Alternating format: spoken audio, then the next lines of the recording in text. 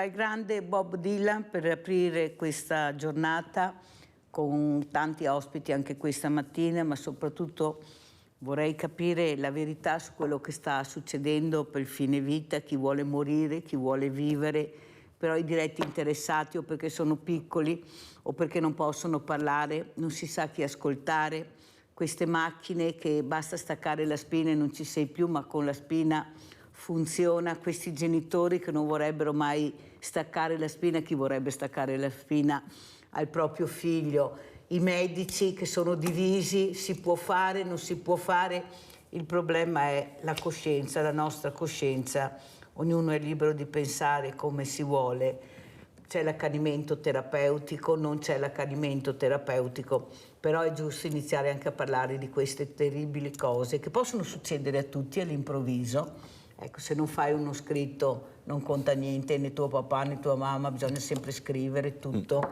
lasciare testamento anche sulla tua vita. Allora, ne parleremo questa mattina con Manuel Giuge, campione italiano di para-karate, naturalmente un numero 1, ma voi lo conoscete già perché è già stato a trovarci. Poi vedremo anche sua figlia Federica Yakimasco Giuge, un'altra campionessa con padre, così come si fanno a diventare campioni. Ecco, saluto anche Antonio Parente. Buongiorno Parente, grazie di essere qui perché con lui parleremo di fuochi d'artificio. Possibile non si possono fare le guerre con i fuochi d'artificio invece di uccidere tutte le persone? Tanto i colori sono gli stessi, i rumori sono gli stessi. Chiediamo a Parente se magari mandare una bella medicine, guardate, possiamo fare la guerra senza uccidere nessuno, non sarebbe una cosa da niente. Poi vedremo cosa riesce a fare Antonio Parente, però io partirei proprio, grazie Parente di essere qui. Manuel, cosa ci racconti? Allora, queste io vi chiamo diversamente agili perché tu sei in carrozzina e io sono stanca di chiamare con nomi che non vi appartengono perché siete delle persone meravigliose, solo che vi muovete in maniera diversa, ma fate tutto quello che fanno i normodotati. Come mai in questo paese si fa ancora fatica a capire che il diversamente agile è una persona con nome e cognome? Prego Manuel, cosa vuoi dire questa mattina? Intanto buongiorno a tutti e grazie appunto per l'invito. È una domanda piuttosto, sembra semplice, però trovare una risposta è molto complicato riuscire a rispondere a una domanda come questa. Secondo me è perché si dà troppa importanza, in questo caso, tipo nel mio caso, alla carrozzina e non alla persona. Quindi è un punto di vista sbagliato. Cioè prima vedi la carrozzina e poi vedi la persona. E allora già parti mentalmente con un'idea che non è proprio quella che hai quando magari parli con un normodotato che non usa magari una carrozzina o anche una stampella, quello che può servire, o una protesi anche. Quindi già là si parte con un punto di vista diverso e inizi a imbastire magari un discorso, un tipo di un modo di pensare diverso rispetto a quello che faresti con un normodotato.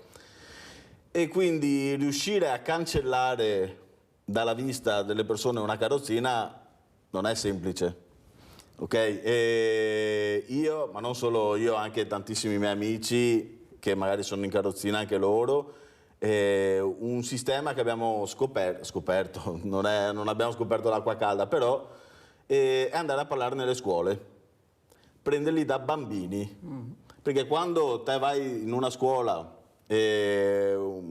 primaria magari di prima, seconda, e racconti le proprie esperienze, fai capire al bambino che c'è veramente una persona sopra la sedia e non devono vedere la sedia, devono guardare la persona. Così già gli metti un seme dentro che magari col tempo, se coltivato, cresce e alla fine sono il futuro loro, cioè i bambini sono il futuro, sono loro che dopo saranno i prossimi architetti che faranno magari gli edifici senza barriere architettoniche, e per forse esempio. Sono quelli che hanno una marcia in più, nel senso che non vedono la diversità. No, il bambino non vede la diversità, non vede il colore della pelle diversa, vede il bambino, vede la persona. Sì. Fatto bene a dirlo. Ecco, forse anche questo, ecco, culturalmente non siamo ancora preparati a guardare la persona e non la sedia a rotelle o la protesi. La prima cosa che colpisce una persona, non io ma molti, ecco, manca la mano, manca il piede, manca la carrozzina, invece di guardare la persona che hai di fronte. Allora io partirei anche, grazie veramente Manuel per questa spiegazione in parte anche molto difficile, perché non è facile parlare. Penso che siamo da poco che iniziamo a parlare di queste cose. Io nella mia trasmissione penso di aver invitato il mondo, proprio col mondo dei diversamente agili, proprio a dare visibilità alle persone, alla persona che ha un nome e cognome. Allora io andrei a vedere, prima di parlare con Antonio Parente, questi video incredibili che ci ha mandato. Andiamo a vedere anche il primo video, presentazione, e poi andiamo a vedere la dimostrazione. Andiamo a vedere.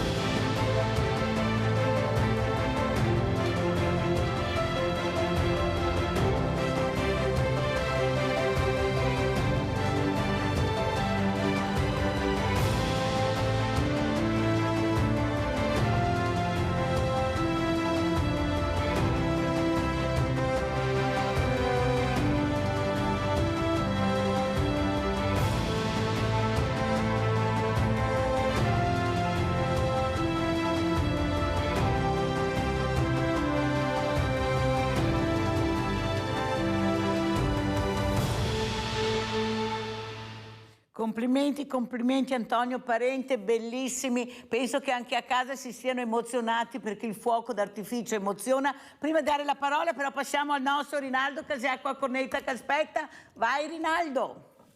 Ciao Mirella. Ciao. E buongiorno a tutti gli ospiti. Saluto per i sinfoni spettacolari. I sinfoni ho cominciato a Puteo a vederli a Venezia e li sempre fatti.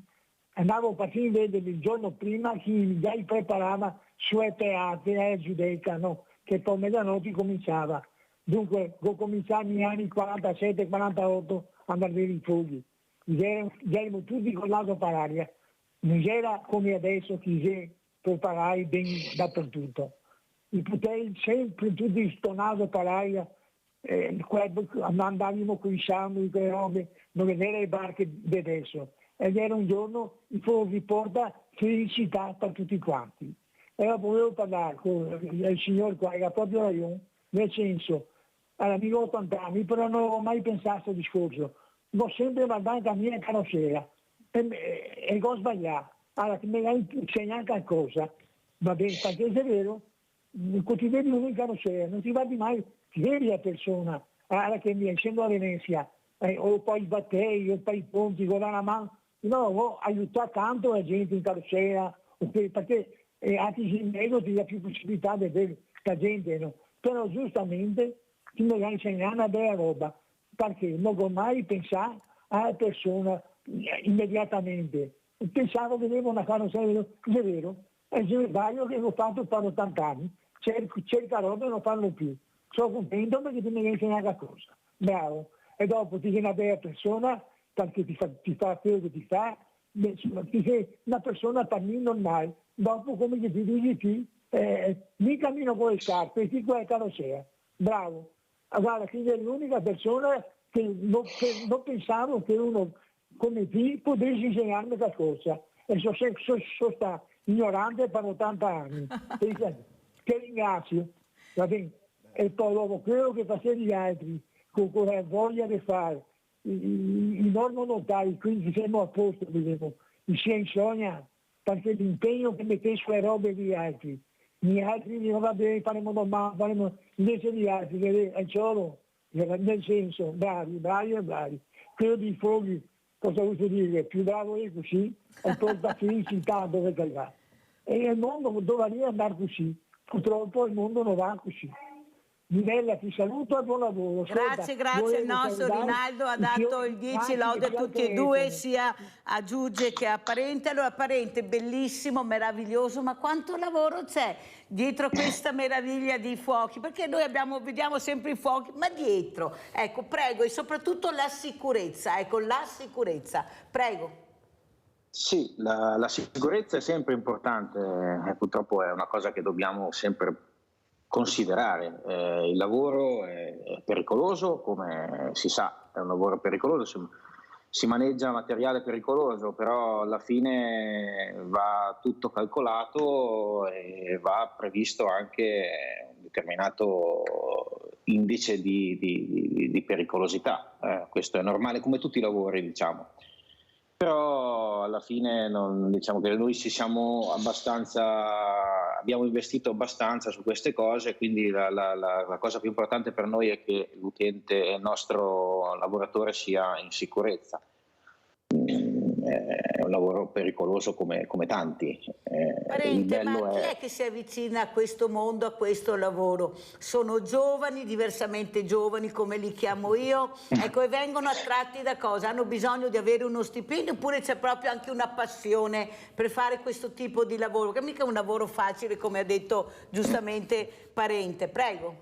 No, è un lavoro difficile, vi dico la verità, una volta erano più giovani che venivano per passione, ultimamente ho visto un po' svanire questa passione nei giovani e li trovo nei diversamente giovani, c'è un'età media, insomma, non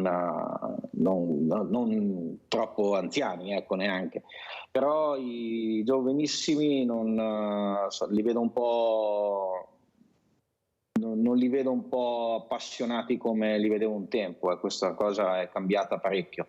Si fa fatica a intrigarli,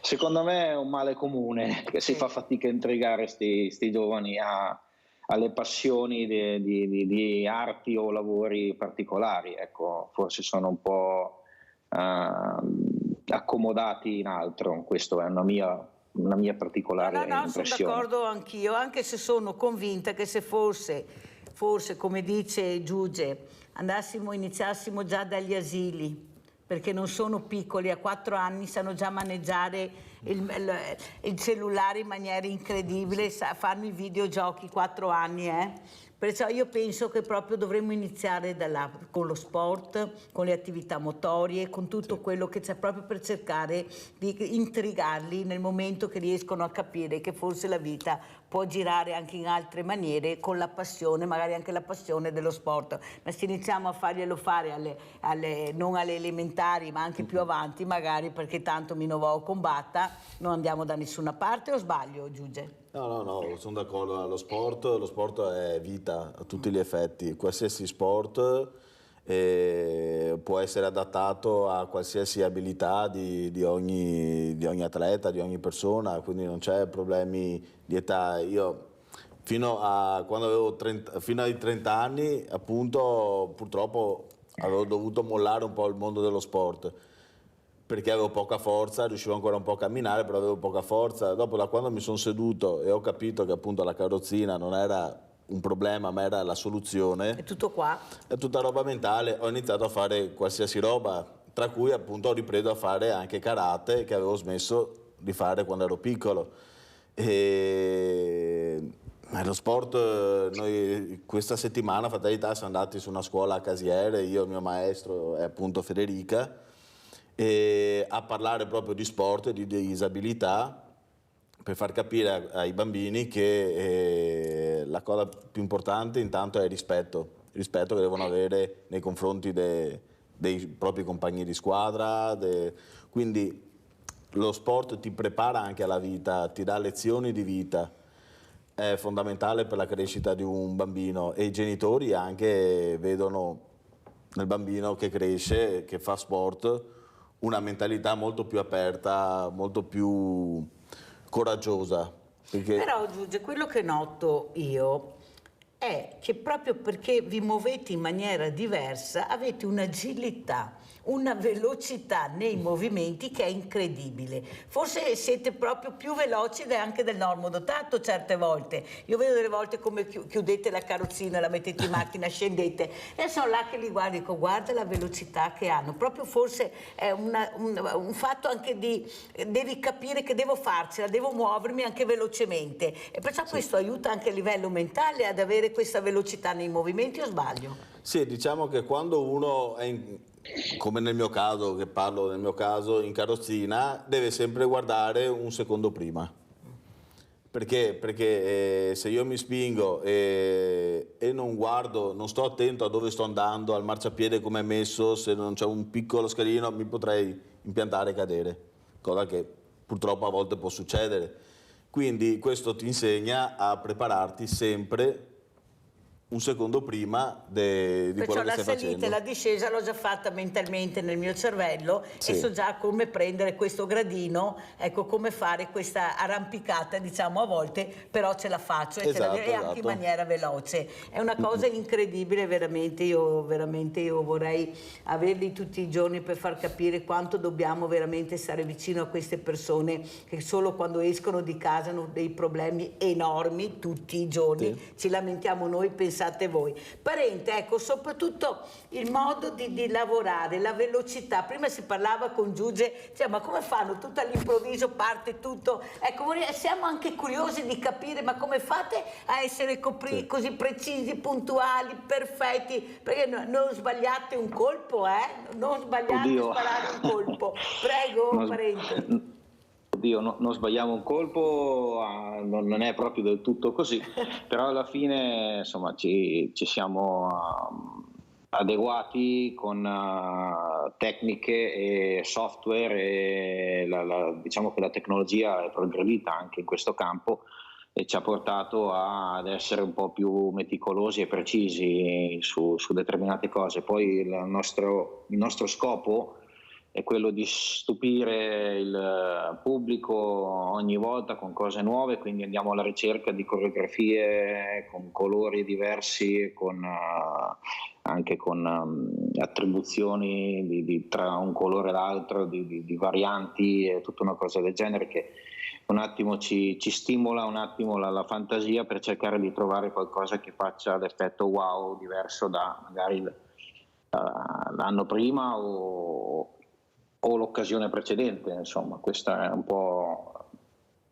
una cosa che ci stimola e ci fa un po' di forza a pensare come essere più precisi possibile, però è una cosa che purtroppo non è sempre perfetta al 100%, ma com'è ci iniziata avviciniamo. questa passione, Parente? Perché lei giustamente ha questa azienda pirotecnica a Rovigo, ma c'è un perché voi non vi fermate in Italia, siete i numeri uno in assoluto, e soprattutto quanto vi ha penalizzato la pandemia, perché era una pandemia mondiale, non era una pandemia circoscritta qui solo in Italia o in Europa. Ecco, come avete vissuto? Perché è stato veramente un dramma.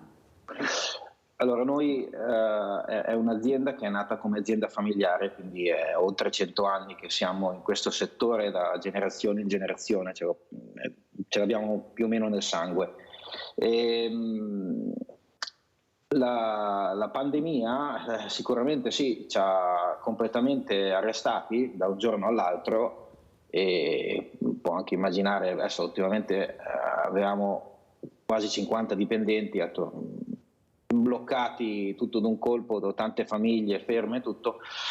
Abbiamo portato avanti più che si poteva la parte di manutenzione interna dell'azienda e quindi cercato di mantenere con sforzi interni dell'azienda l'intero gruppo di lavoro, e fortunatamente qualche lavoretto è entrato non in Italia ma all'estero, che erano stati i primi ad aprire durante la post pandemia, e quindi ci ha un attimo riattivato i motori e ha fatto sì che potessimo continuare a mantenere l'impresa dell'azienda e anche gli operatori, perché insomma si fa tanta fatica a mantenere professionisti e tecnici e anche istruirli servono anni, quindi è un peccato se giustamente per motivi economici devono cambiare settore. Però alla fine diciamo che è andata bene, ci stiamo riprendendo molto bene nel settore, in generale sta crescendo, quindi siamo contenti attualmente. Allora, Parente, quello che emerge da questa spiegazione che lei ha fatto, come resistere, però la prima cosa che si nota, Manuel, è la famiglia, l'impresa familiare che diventa anche importante, però è la persona, il lavoro è la persona che è la famiglia, perché hanno famiglia. Ecco, io ho formato questa persona, a me è una persona cara, ha una famiglia, devo resistere. Mi invento qualcosa, mi inventerò di lavorare all'interno dell'azienda, ma non le lascerò sicuramente a casa. Ecco, questa non è una multinazionale, questa è una famiglia che è diventata grande, però che ricorda sempre l'importanza del lavoro che è la famiglia. Cosa vuoi dire, Manuel? È stato molto bello quello che ha detto Parente. Sì, la pandemia appunto ha rischiato di rovinare parecchie, in questo caso famiglie, parlando proprio di aziende e tutto. E ovviamente dopo, penso io non ho nessuna azienda, però ho appunto lavorato in varie aziende e ci sono particolari aziende che ti trattano come un figlio, come un familiare, e ovviamente quando dopo arrivano dei disastri proprio anche economici, appunto come è stato quello della pandemia, è dura. Non vorrei mai trovarmi nei panni appunto di dover scegliere magari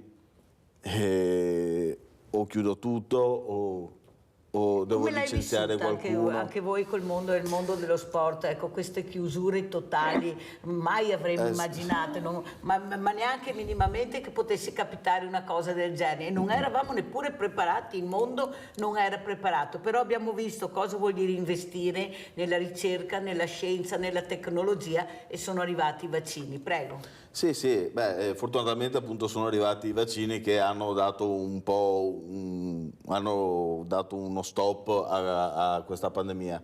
Però diciamo che parlo per esperienza mia, diciamo il momento più duro della pandemia, quando hanno proprio chiuso tutto, quei mesi che sono stati proprio chiusi a casa, diciamo che magari fa un po' ridere dirlo, però la persona diversamente agile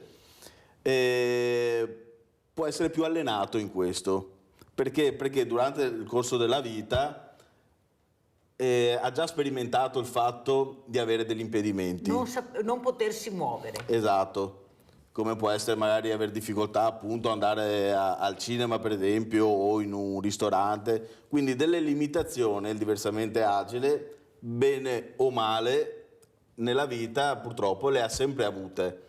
Quindi secondo me è stata presa in una maniera forse un po' più semplice per il diversamente agile rispetto magari a una persona normodotata che era abituata a fare sempre quello che si voleva e si è ritrovata con no, te da domani devi stare a casa per 2 mesi.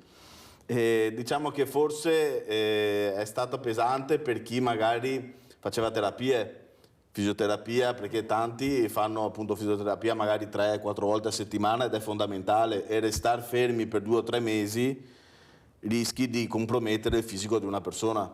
Quello là di sicuro è stato molto molto pesante, però a livello diciamo di sopportare le chiusure forse il diversamente agile è riuscito a sopportarle più facilmente. Che è stato quello più penalizzato, ma che era quello che aveva il sorriso sempre, indipendentemente. Gli altri tutti arrabbiati, voi, io lo so perché andavo anche a trovarli, ecco, in questi pseudo che si vedevano, però il sorriso non manca mai, chissà perché, ma chissà perché. Allora, pubblicità e poi continuiamo.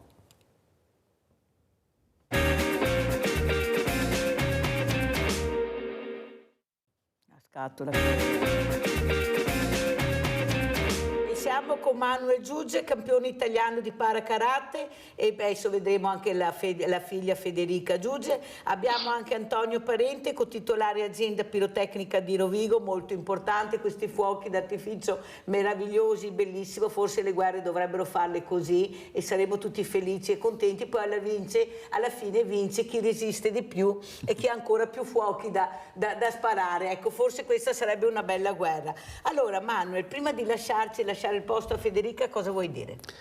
Sì, io voglio dire che appunto Federica, che la vedrete tra poco, ha iniziato praticamente più o meno quando ho iniziato io con questo bellissimo sport che appunto è il karate, che facciamo appunto a Mestre in polisportiva, e grazie al maestro Roberto Ronchini e alla maestra Francesca Di Salvo siamo riusciti a creare un gruppo che cresce quasi settimanalmente, che abbiamo iniziato che eravamo in 2 e adesso siamo ormai in 14, tutti con disabilità diverse e tutti con età diverse, si parte da chi ha 6 anni a chi ne ha più di 50, quindi il bello è quello anche che appunto si fa gruppo e questi bambini, perché la maggior parte sono bambini, riescono a misurarsi e a scoprire una realtà che magari fino adesso non avevano neanche scoperto, anche il fatto dopo di andare in gara, di girare per il Veneto, quindi sono emozioni che magari un ragazzo inizia a provare per le prime volte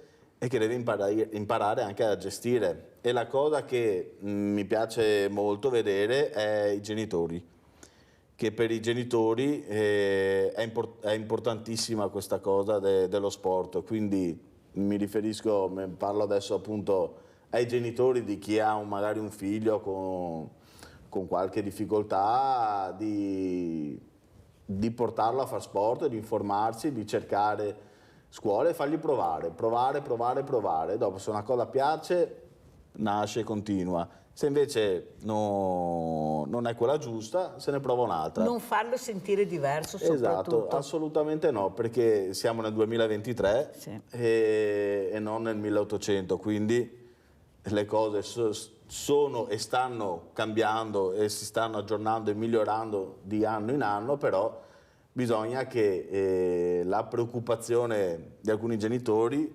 venga lasciata scorrere e lasciare tutto in mano al ragazzo o alla ragazza. Anche perché poi che paga la conseguenza è proprio il ragazzo, perché lui è fragile, deve essere supportato in questi spostamenti, perciò il genitore lo deve aiutare, non a chiuderlo o non a farlo vedere, perché abbiamo ancora queste situazioni e fa bene a parlarne. Allora io direi di salutare Manuel Giuge, perché facciamo entrare Federica Giuge, che è la figlia, e allora intanto facciamo il cambio, andiamo a vedere questo filmato, visto che si parlava di sicurezza, andiamo a Vicenza, Cornedo cade dal traliccio. Un volo di una ventina di metri cadendo dal traliccio dell'alta tensione, riportando traumi giudicati non gravi. È successo ad un operaio 52enne stamattina nei boschi sopra Contrada Gobbi Alti verso le 9:30 a Cornedo Vicentino. Secondo le ricostruzioni del soccorso alpino di Recoaro e Valdagno, intervenuto dopo l'allarme lanciato dai colleghi dell'uomo, per cause ancora in corso di accertamento, sarebbe caduto dai tralicci mentre stava lavorando. Sul posto, con un verricello di 40 metri, è stata calata l'equipe medica dell'elicottero di Treviso Emergenza, che lo ha raggiunto, già assistito e imbarellato dal personale sanitario di Valdagno, arrivato sul luogo a piedi. L'uomo è stato trasportato con l'eliambulanza all'ospedale di Vicenza. Ed eccola qua la nostra campionessa italiana di parakarate, eccola qua la Federica, 19 anni, guardate che bella, emozionata, perché davanti alle telecamere si emoziona, però noi dobbiamo far vedere subito la medaglia. Guardate che medaglia ha Federica. Allora spieghiamo questa medaglia, Federica, dai, allora, quando l'hai vinta e cosa rappresenta per te? Questa medaglia l'ho vinta giusto una settimana fa ai mondiali di Budapest in Ungheria, e abbiamo partecipato, eravamo in 42 e siamo stati una settimana tutti a Roma per comunque, diciamo, allenarci tutti quanti per fare il ritiro, e poi siamo tutti quanti partiti per questo mondiale che si fa ogni 2 anni. E diciamo che all'inizio diciamo, non ci credevo ancora quando ho vinto. Ma sono proprio io quella che ha vinto, e ho detto, ma sono sicura di aver capito bene. Vai Federica. Comunque nel parakarate ci sono varie categorie. Mettiamo anche le foto, che così Federica le commenta. Eccola qua, guardate la Federica, e ce l'ho fatta. Vai Federica. Diciamo che nel parakarate ci sono varie categorie, io faccio parte del K21 e nella mia categoria eravamo in 10. Cosa vuol dire K21 per quelli che sono a casa? K21 è disabilità intellettiva lieve, poi c'è K22 che invece è quella disabilità intellettiva grave. E diciamo che eravamo in 10, che ci hanno diviso in 5 e 5, quindi diciamo che sono capitata, la sorte ha voluto che sono capitata con quelle più forti, però quando ho visto quel secondo posto alle eliminatorie è stato bellissimo. Bellissimo. Ascolta Federica, quanto ti aiuta avere un genitore con la determinazione che ha Manuel, con la passione che ha Manuel, ma soprattutto riuscire anche a fare capire a te stessa che ce la puoi fare, perché hai l'esempio, lui sa cosa ti deve dire, perché ha già provato quello che stai provando tu, e lui ti incita e ti aiuta a scoprire l'amore e la passione per questo sport, o sbaglio? Sì, infatti, diciamo che soprattutto perché diciamo che lui mi segue ovunque, dove vado io c'è anche lui, mio papà. Lui. E infatti quando che ne so, ho ansia e tutto, mi dice no, stai calma, tanto che sai che comunque ci riesci. E Vede, l'importanza, si parlava prima, parente, di questi ragazzi, di questi giovani, hanno bisogno del supporto, hanno bisogno di essere aiutati, perché loro ci devono provare, e se cadono devono assolutamente avere qualcuno che gli tende la mano per rialzarli. Penso che sia fondamentale questo, perché loro hanno paura di cadere, perché non sono abituati più a cadere, neppure da piccoli, perché non giocano più. Sono solo seduti con questi meccanismi incredibili, perciò quando cadono qualcuno deve essere là pronto, come dice Federica, mio papà mi segue dappertutto, io so che è un punto fermo importantissimo per me. Lei è papà, parente? No, non sono padre, ho diversi nipoti, la mia famiglia è molto numerosa, tra fratelli e tutto, quindi non ho la... Ma il rapporto con i nipoti com'è, parente, con questi ragazzi? Ah no, va più che bene, anche loro sono inseriti in azienda, chi più chi meno, però insomma alla fine stanno entrando più o meno nella nostra idea di mentalità pirotecnica fin da piccoli, quindi bene o male sono un attimo un po' più seguiti, un po' più stimolati forse del previsto, ma però diciamo che ci stanno entrando anche loro piano piano. È importante perché sono punti di riferimento, noi siamo una grande famiglia e questa è la dimostrazione, perché sanno che c'è qualcuno che li può far rialzare nel momento che cadono. Quello però che abbiamo visto era proprio questa sicurezza sul lavoro, per quanto se ne parla però ci cade sempre il morto oppure una persona che si fa veramente male, poi la ritroviamo appunto a muoversi in maniera diversa con la sedia a rotelle. Ma l'importanza anche di far capire la sicurezza anche all'interno dell'azienda, parente, perché cioè, se voi vi spostate un attimo, questo non deve sbagliare, deve capire che non deve essere in determinate situazioni da solo, che non deve fare certe cose. Ecco, l'importanza anche del dialogo nella sicurezza in azienda, parente. No, da noi è importantissimo, noi facciamo, a parte fare riunioni, simulazioni di tutti i generi, istruiamo e tutto quello che può essere fatto, poi è anche una formazione che viene fatta all'interno dell'azienda ad ogni dipendente per capire che insomma la materia in cui si tratta è abbastanza pericolosa e quindi è una cosa che va istruita e va seguita fin dall'inizio. Secondo lei la responsabilità di capire, ecco, l'importanza della sicurezza c'è, oppure c'è anche molta superficialità, nel senso che qualcuno pensa a me non capiterà mai, invece poi capita? Ecco, come vede l'attenzione quando parlate di sicurezza con il dialogo all'interno dell'azienda? Guardi, è una cosa che magari all'inizio va presa un attimo sotto, come si può dire, un po' sottovalutata, però dopo, quando cominciamo a farla capire che è una cosa molto importante, in azienda viene presa in considerazione. Le faccio un esempio, abbiamo avuto proprio un mese fa un incidente in azienda che fortunatamente non ha avuto nessun danno al personale, anzi è andato tutto, diciamo, è brutto da dire, è tutto come previsto, perché alla fine l'incidente c'è stato, ma è stato calcolato tutto in modo che non si facesse male a nessuno ed è stato così, quindi per noi, pur avendo avuto un piccolo incidente in azienda, per noi è stato un successo, perché alla fine tutti i calcoli e gli sforzi che facciamo a livello di sicurezza e gli investimenti e soprattutto anche la formazione con il nostro personale è stata più che ripagata, quindi anche se abbiamo avuto un piccolo incidente nel nostro caso ci ha costato qualcosa, ma però alla fine non siamo contenti, perché tutto quello che abbiamo speso con i nostri dipendenti anche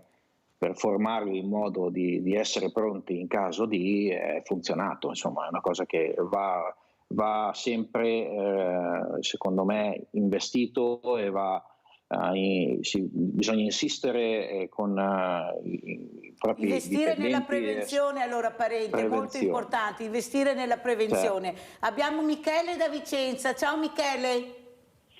Buongiorno. Buongiorno. Sì, viene fatta, sono operaio anch'io, viene fatta una formazione infortunistica per non farsi male col carro ponte, con le macchine.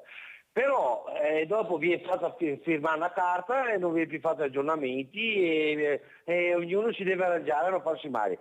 Se per caso uno si fa male, è meglio che dica che è successo a casa che non indita in azienda, perché se no viene fuori i controlli, i casini vari, il datore del lavoro ti guarda male, non sei visto bene e sei passivo anche a richiami e cose varie. È così la situazione al 90% in giro. È meglio che tu, se ti fai male in fabbrica, che tu dica che sia stato a casa, così non viene fatta nessuna segnalazione, perché dopo da quella situazione lì vengono fuori altre cose che non vanno bene e allora è meglio farla morire lì. È vero o non è vera questa storia? L'avete sentita ancora o no? Basta così, Michele? Grazie, sì, basta così. Allora Michele, siamo sempre al solito punto, poi sentiamo anche Parente come commenta, che c'è azienda e azienda, datore di lavoro e datore di lavoro, e c'è anche persona e persona. Come commentiamo, Parente, queste? Sì, bisogna stare attenti perché se si denuncia poi è un casino totale. Prego. Oddio, secondo me ci sono casi e casi, va un attimo vista meglio questa cosa. Potrebbe essere che succedano anche cose di questo tipo, se ne sentono di tutti i tipi. Io dico che però se un'azienda ci mette il cuore nella prevenzione e ha all'interno i dipendenti o addirittura familiari, cioè, secondo me deve essere un modo che non deve essere preso alla leggera, ma deve essere preso fin dall'inizio con una certa responsabilità, e la prevenzione è una cosa molto importante, che se dopo qualcuno faccia qualche tipo di magheggio per spostare il problema da una parte all'altra, non in azienda ma in azienda, io questo non lo saprei, ma mi sembra un po' una cosa che non del tutto verosimile, ecco. Anche perché se poi succede l'incidente è un grande problema proprio per l'azienda, il titolare dell'azienda, e perciò io penso, però può avere anche ragione Michele, perché come vediamo e anche assistiamo a certe situazioni, è vero anche quello che dice Michele, non tutti sono così, però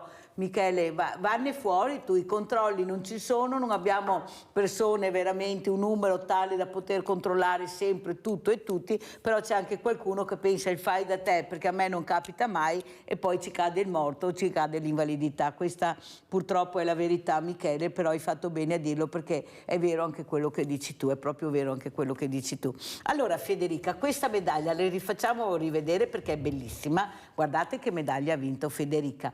Ecco, ma nel momento che tu ti confronti con le tue compagne, ecco, cosa vedi quando tu fai vedere, guarda che ce l'ho io la medaglia però, l'ho vinta io, ecco, cosa vedi nei loro occhi? Vedi invidia, vedi felicità, vedi, ecco, com'è il rapporto tra di voi? Allora, diciamo che abbiamo un rapporto molto pacifico e tutto, anzi ne vengono anche, anche quelli che hanno perso, sì, vengono a congratularsi con te, quindi sono felici per quel risultato che hai avuto, quindi alla fine no. Sono compagni sincere, nel momento che vinci la medaglia loro...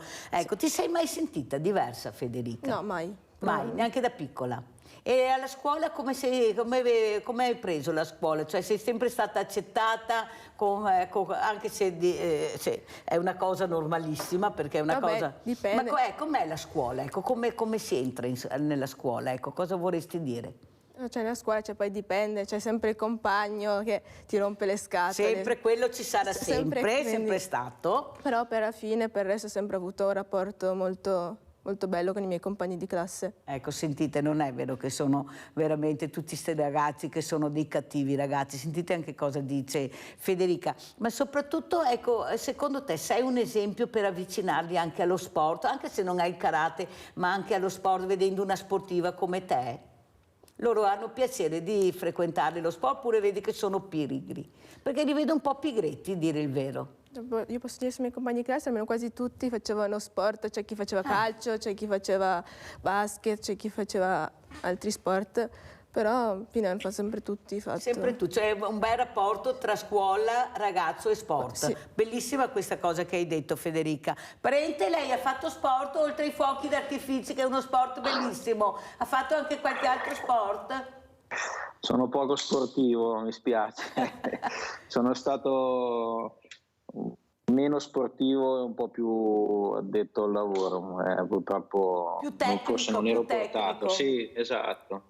Più tecnico. Senta Parente, allora cosa prevede adesso con tutta questa burocrazia, con questa crisi profonda che sta attraversando il nostro paese? Io ho parlato ieri con un uomo che non ha ancora 60 anni, ma manca poco, non ha i contributi versati per andare in pensione, ne ha pochi, nessuno lo prende, dice io mi presento ma nessuno mi vuole, perché quando dico che ho questa età non vado da nessuna parte. Eppure tutti cercano, non mi interessa, ma alla fine quando questi si presentano la risposta è no, per l'età. Lei cosa vuole dire? Lei guarda l'età se una persona si presenta oppure se hai una professionalità, quanto importante è? Prego. Le dico la verità, non guardo l'età, perché alla fine abbiamo preso personale che magari era prossimo anche alla pensione, però abbiamo visto subito che c'era una forza di volontà, una voglia tale da continuare a lavorare e altro, e quindi secondo me chiunque può trovare, anche chi è prossimo all'età pensionistica, senza grandi problemi. E sono miti da sfatare anche queste cose qua, perché alla fine chi ha voglia e passione di lavorare trova sicuramente. Lei in adesso questo momento cerca personale parente? E dico la verità, sto cercando, sì, perché non per adesso, nei prossimi mesi, ma devo affrontare poi le stagioni prossime del prossimo anno, e il personale deve essere formato e un po' preparato, quindi mi piacerebbe trovare persone che scoprano di avere una passione per questo lavoro e quindi di portarlo avanti negli anni e formarli sempre di più. Ad esempio, diversamente agili potrebbero entrare nella sua azienda, ne ha già, perché la legge prevede anche questo, la legge 143, prego. Sì, nella mia azienda ce li ho, naturalmente sono limitati magari a certi tipi di lavorazioni, perché insomma alla fine lavoriamo con un determinato tipo di materiale che però non ci vieta di averne e perché no anche averne di più. Abbiamo una lavorazione in azienda dove è abbastanza diciamo a catena, ma non è a catena, è proprio una questione di una lavorazione manuale, un po' diciamo su ordinazione, viene prodotto e lavorato il prodotto. Un altro tipo di lavorazione poi è la realizzazione di spettacoli fuori sul campo, che quello magari è un po' più complicato e un po' ci limita, anche perché dobbiamo avere determinati certificati e patenti speciali per la manipolazione degli artifici che vengono rilasciati da enti tipo enti di pubblica sicurezza, che magari limitano un po'. Però si può lavorare in un'azienda pirotecnica. Federica, ti piacerebbe imparare oppure andare a lavorare in un'azienda pirotecnica, visto che vi piacciono tanto i fuochi d'artificio quando li fanno? Ti intrigherebbe? Sì, ma secondo me farei un po' di danni. Ecco, ma guarda, con parente, anche se fai il danni, penso che saresti al sicuro, perché basta guardarlo e capisci già l'impronta di questo datore di lavoro su domani diventa. Oppure se qualcuno avesse voglia di imparare o di fare, avete sentito parente cosa ha detto, non guardo l'età, ma guardo la voglia di lavorare, che è quella la cosa più importante. Poi si impara, perché ingegneri non nasce nessuno, si diventa poi. No. Ecco, si impara, imparando puoi diventare anche ingegnere, perito, puoi diventare tutto. L'importante è aver voglia di lavorare. Abbiamo Sandra da Padova, vai Sandra. Ciao Mirella. Ciao. E buongiorno agli ospiti. Federica, complimenti. Penso che sia un onore anche per me, che non ho disabilità, ho una certa età, però vedere delle ragazze che si avvicinano allo sport. E volevo dire un'altra cosa, però bisogna avere sempre la famiglia di supporto, perché le istituzioni danno una mano a chi non ha la possibilità di frequentare una palestra, uno sport, il karate o qualsiasi altro sport, perché mica tutti hanno le possibilità economiche di portare, magari non hanno l'automobile, non hanno proprio la difficoltà di denaro, perché le istituzioni dovrebbero dare una mano in quel senso. E io ho visto delle situazioni, Mirella, purtroppo, che hanno dovuto, l'esempio del nipote di una mia amica che ha l'asma, che per andare in piscina doveva pagare, però c'erano delle difficoltà, cioè mica tutti hanno le possibilità economiche di affrontare. Hai ragione, cosa. È vero. È vero. È vero o no? È vero, Poi Sandra. dovevo dire al signor Parente che io avevo a tempi d'oro, diciamo economici, avevo una casa a Rosolina Mare. Dunque ho avuto occasione di vedere i fuochi a Rosolina Paese, che penso siano stati della sua ditta. Era una roba allucinante da quanto belli erano, come quelli di Venezia. Cioè io, guardi, ho sto ricordo bellissimo, perché era veramente una roba, sembrava, non so, una roba fuori dal mondo. Dunque io credo che i fuochi, come le giostre, che so che anche da quelle parti fanno le giostre, i party, in tutto il mondo, perché delle volte non sappiamo che nel nostro territorio ci sono delle aziende che sono internazionali e le trascuriamo, e dovrebbe invece essere pubblicizzate, ma veramente tanto, perché ne va primo dell'orgoglio veneto, ma anche per l'Italia stessa, per noi, per il cittadino comune. E invece vedo che, Mirella, tu metti sempre in evidenza determinate cose, la vostra rete,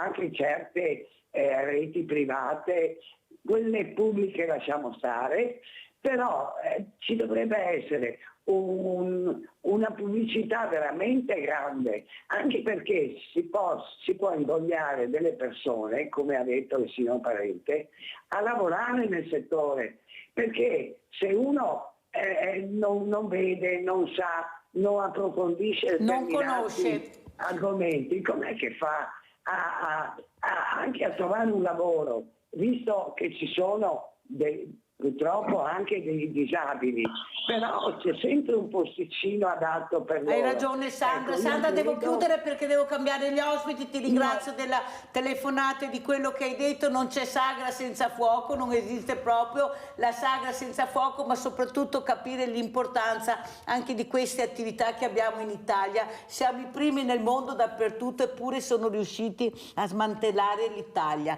la sanità, la scuola, ecco, l'agricoltura, avete sentito ieri. Ma si può, Parente, ecco, un paese meraviglioso come il nostro, con questa creatività che abbiamo e che avremo sempre, smantellarlo e ridurlo proprio come un fuoco d'artificio in polvere fra poco, smantellando tutto per solo interessi economici propri e non dei cittadini? Prego Parente, poi ci salutiamo. Questa è una domanda difficile, diciamo. Però sì, dovrebbe essere un attimo seguito meglio, anche perché abbiamo un'arte, e io ve lo dico da professionista che lavora molto all'estero, siamo ancora considerati, ed è un bene, dobbiamo ancora sfruttare questa cosa. Gli italiani sono ancora considerati un popolo molto rinomato e prestigioso anche per il suo stile e la sua arte e il suo gusto. E ogni volta che mi presento in una zona, in una location, in una fiera, in qualsiasi altra location fuori dal mondo, fuori dal continente europeo, volevo dire, appena sentono che sono italiano vedo che si illuminano gli occhi e Politici, mi prendono... politici, ascoltate quello che dice Parente, politici, il tappeto rosso nel mondo ai nostri artigiani, ai nostri industriali, ai nostri ricercatori, ai nostri ingegneri, politici, grazie, salutiamo veramente, grazie Antonio Parente che ha anche illuminato questo meraviglioso popolo che è il popolo italiano, grazie che è il co-titolare azienda pirotecnica di Rovigo. Allora hai sentito cosa ha detto Parente, siamo i migliori, ci mettono il tappeto rosso. Ecco, cosa vorresti dire tu? Intanto alza la medaglia che la rivediamo, mettila qua che si vede bene perché è bellissima, guardate, e dietro questa medaglia c'è un sacrificio, un impegno, ma una determinazione che finalmente è arrivata. Cosa vuoi dire anche in base a quello che ha detto Parente? Ecco, siamo i numeri uno, abbiamo una creatività e abbiamo una determinazione incredibile. Prego, anche nello sport poi si vede. Volevo dare un consiglio a chi fa sport, perché anche se arrivano le sconfitte, di non amareggiarsi e di continuare a praticare quello sport, perché prima o poi le vittorie arrivano. avvicinare anche i bambini al mondo dello sport. Quanto importante è iniziare da piccoli, Federica? Diciamo che io non ho iniziato proprio da piccola, però sì, iniziare da piccoli ti aiuta comunque per la mente, per comunque diciamo a capire che cos'è una squadra, perché alla fine la squadra aiuta molto. E soprattutto trovare anche un'altra famiglia, che è la famiglia sportiva, dove hai un punto di riferimento non da poco. Grazie anche a Federica Iasimasco Giuge, grazie veramente, grazie. Pubblicità. Hai visto che ce l'hai fatta?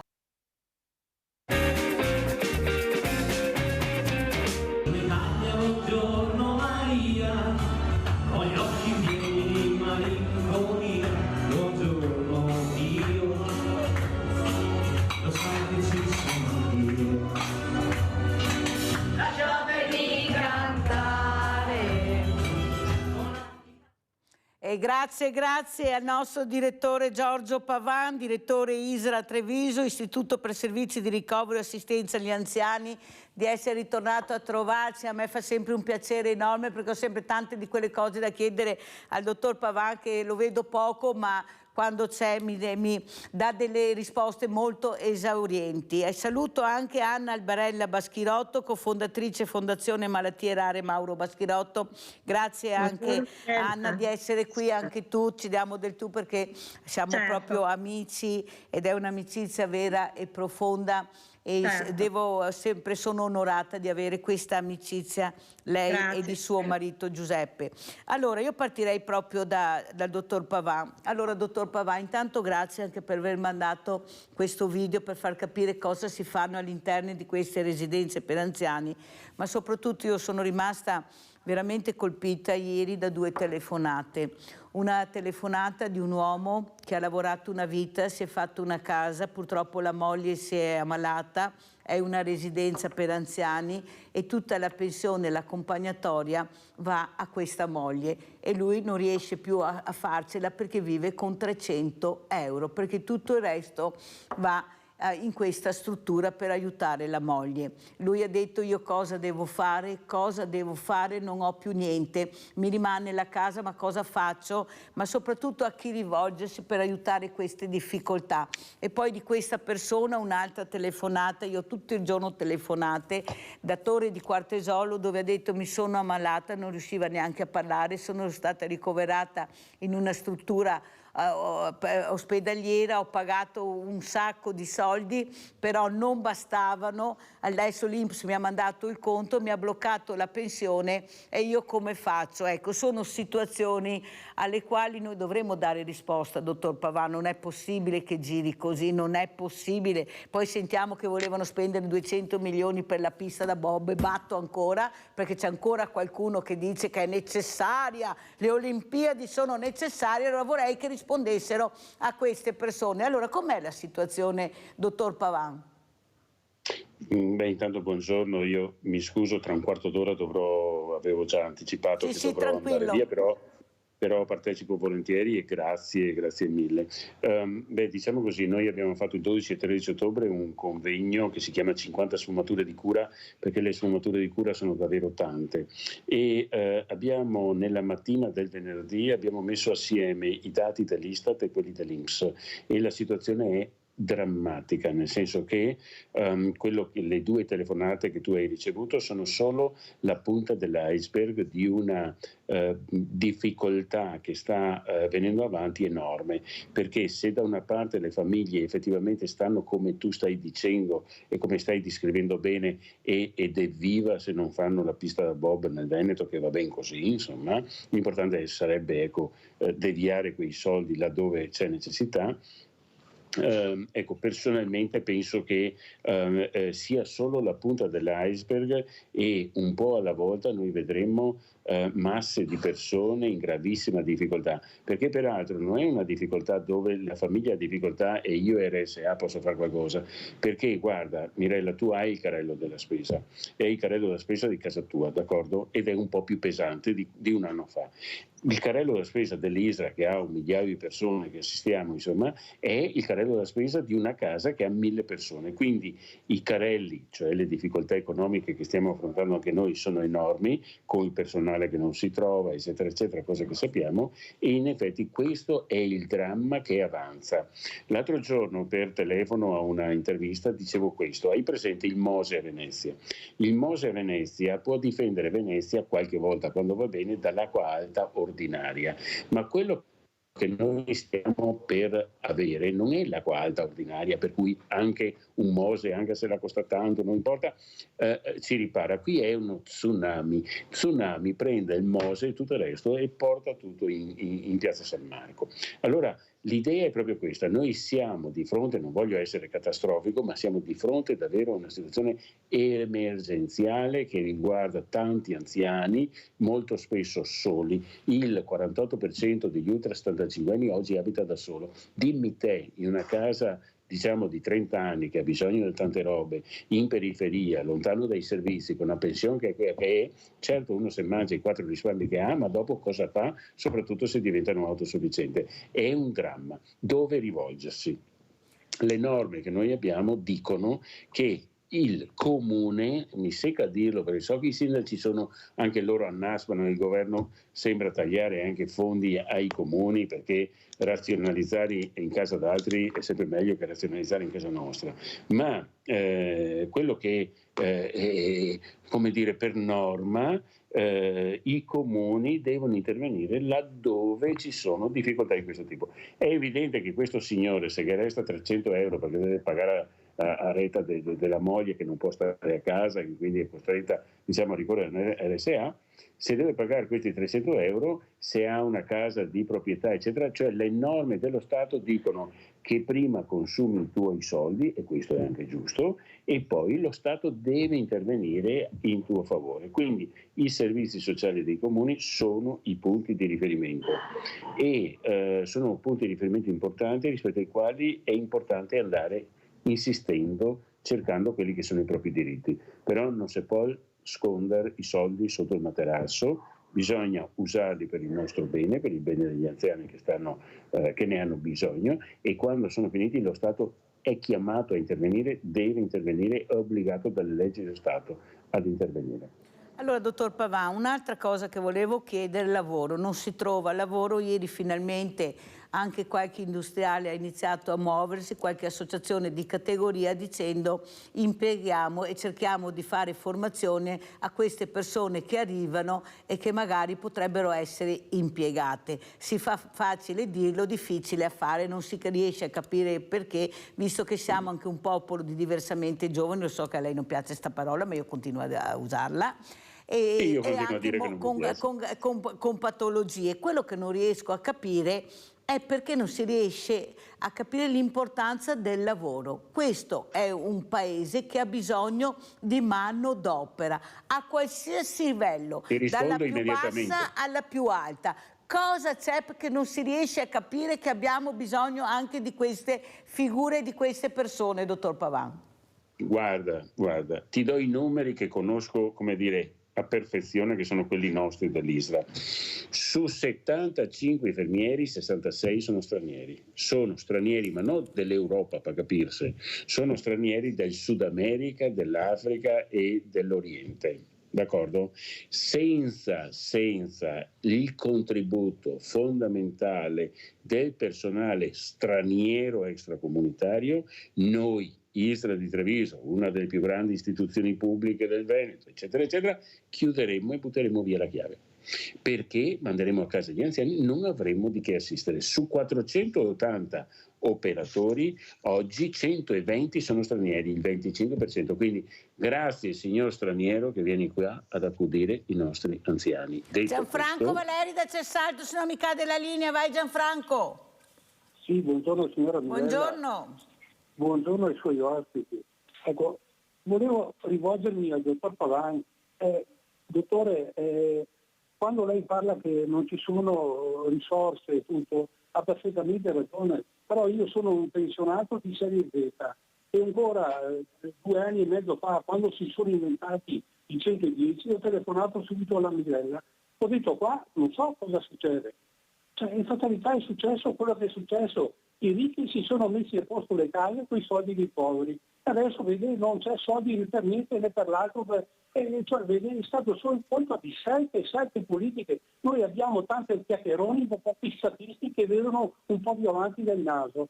Ecco, volevo solo questo. Poi un'altra cosa, dottor Pavan, mi scusi, se siamo veramente in emergenza, noi anziani, se qui in Italia ormai costiamo troppo, si potrebbe investire, guardi si potrebbe investire in Albania, in Turchia, in Tunisia e in Marocco. Prendete l'aereo, ci portiamo là e costiamo un terzo, almeno fino qui la situazione non si metterà a posto. È una provocazione, ma anche questa potrebbe andare bene. Volevo la sua risposta. Buongiorno e grazie, dottor Pavan.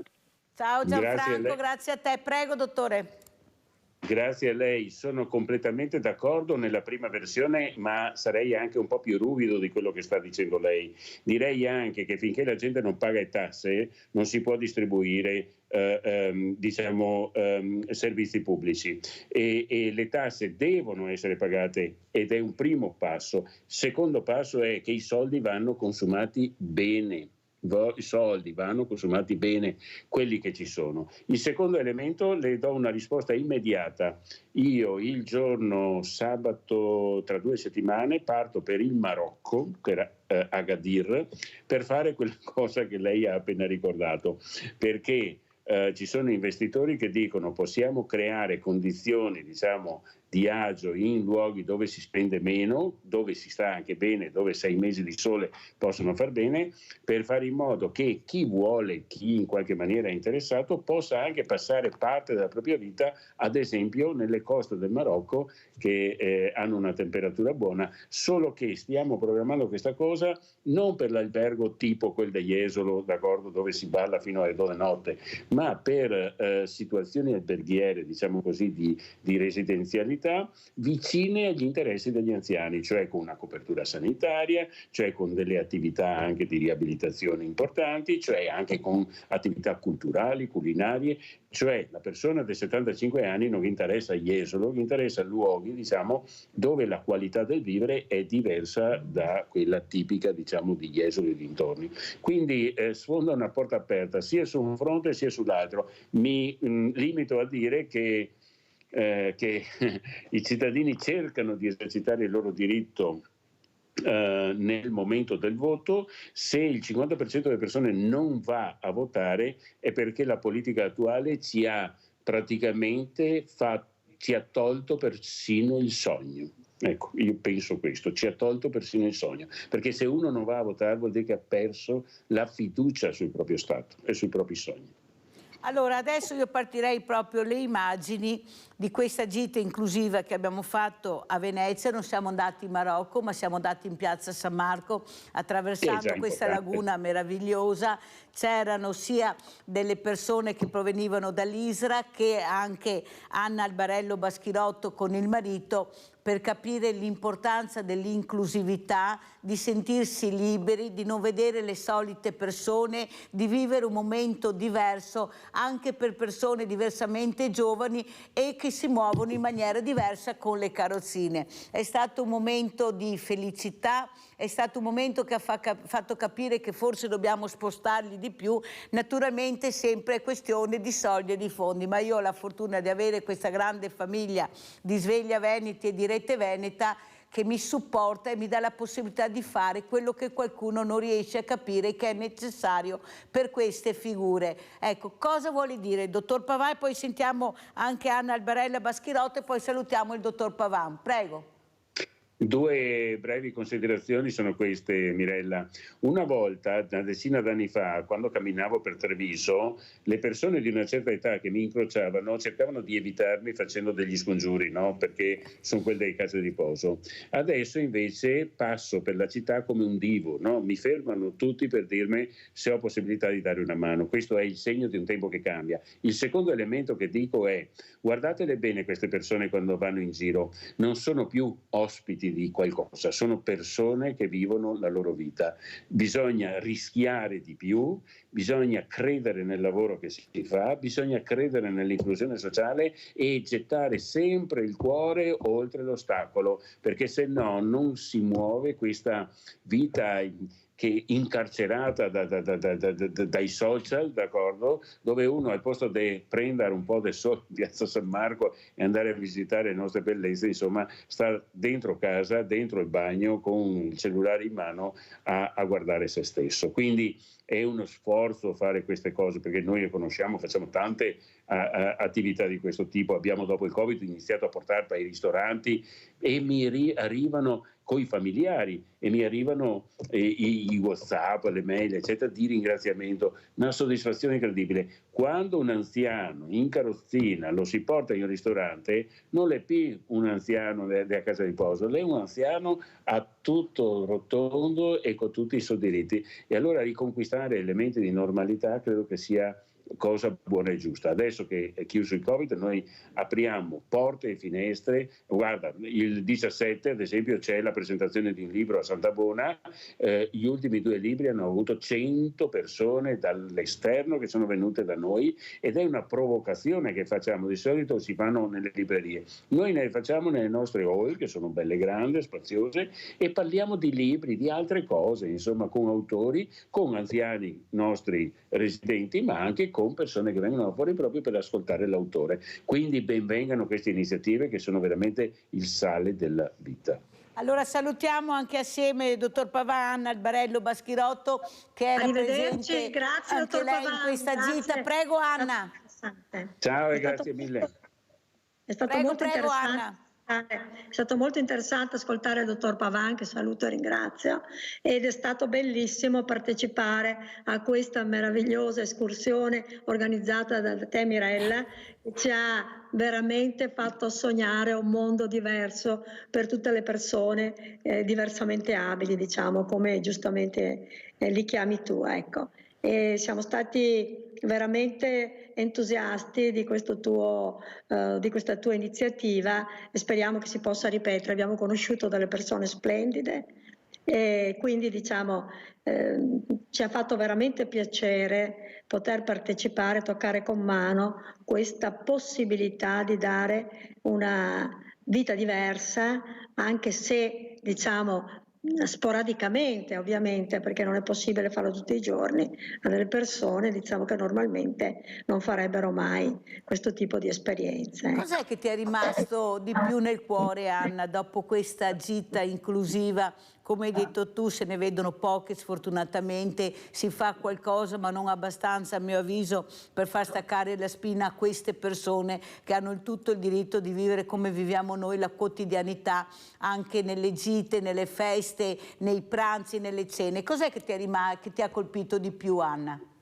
Guarda, intanto c'erano varie persone di vari gruppi e il volto di queste persone legate alla loro sedia, il volto e la gioia impressa in loro e, come dire, la partecipazione commossa a questo, cioè il godersi diciamo non solo la compagnia e l'escursione, la bellezza di Venezia e poi la gioia dei ragazzi, perché c'era questo gruppo anche di ragazzi di questo istituto superiore, ragazzi con delle evidenti difficoltà, che diciamo hanno manifestato la loro gioia anche alla fine dell'escursione con gioiosissimi canti, danze. Ti ricordi? È stato veramente bellissimo per noi, ecco, vedere che alla fine c'è stato proprio tutto il battello era unanime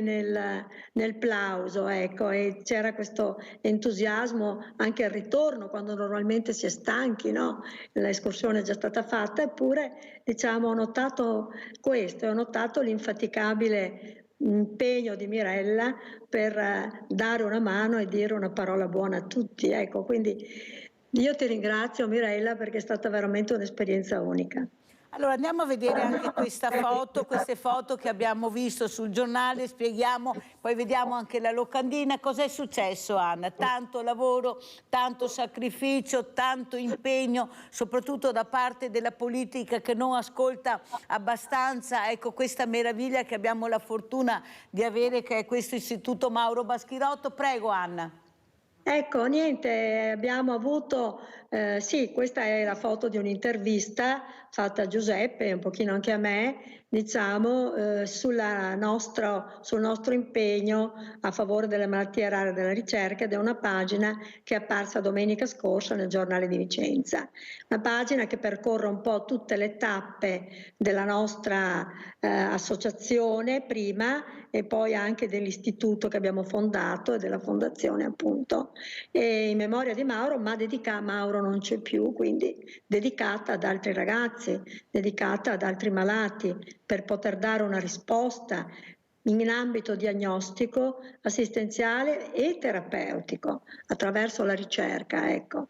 Allora Anna, io ti ho chiamato anche questa mattina perché volevo capire da te, che parli anche in maniera molto competente su situazioni che noi facciamo fatica a capire, questo caso di questa piccola bambina inglese, ecco, che non si riesce a capire chi ha ragione, chi ha torto. Certo che i genitori, ecco, sono da capire tantissimo, perché staccare la spina al proprio figlio è difficilissimo. Ecco, tu come la interpreti? Ecco, questa storia di questa bambina che è stata adottata dall'Italia sperando che riesca ad arrivare all'ospedale Gemelli per curarla, ecco, con le cure palliative. Prego.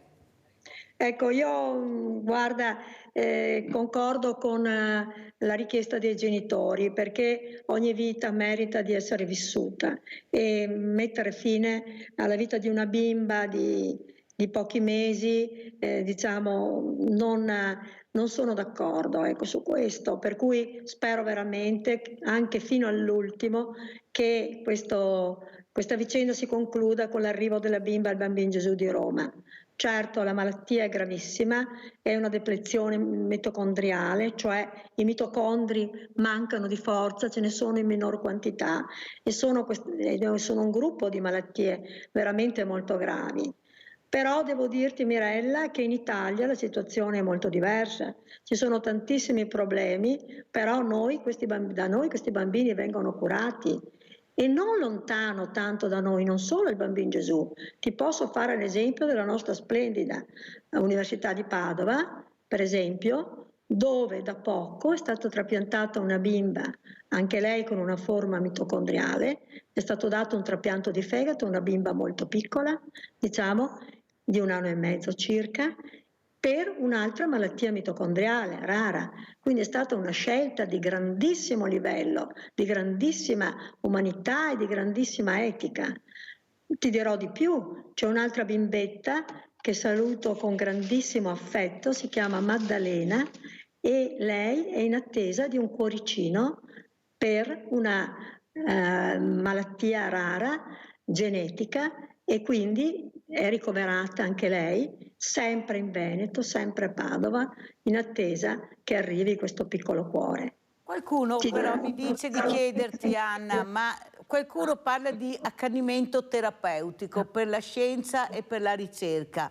Altri mi dicono, ma com'è possibile che dei medici inglesi, che non saranno dei sprovveduti di sicuro, decidano di mettere fine a questa creatura, a fine vita, se c'è la possibilità di curarla? Tu cosa vuoi dire?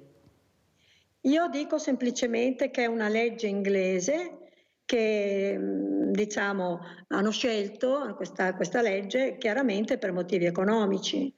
Però dobbiamo dire che invece la ricerca sta facendo dei passi da gigante. Attualmente, diciamo, la bambina potrebbe essere curata solo in maniera secondo i sintomi che ha, e quindi potrebbe essere portata avanti nella vita. Poi, diciamo, non sappiamo quanto potrà sopravvivere, però non possiamo nemmeno sapere, nemmeno decidere quando deve morire.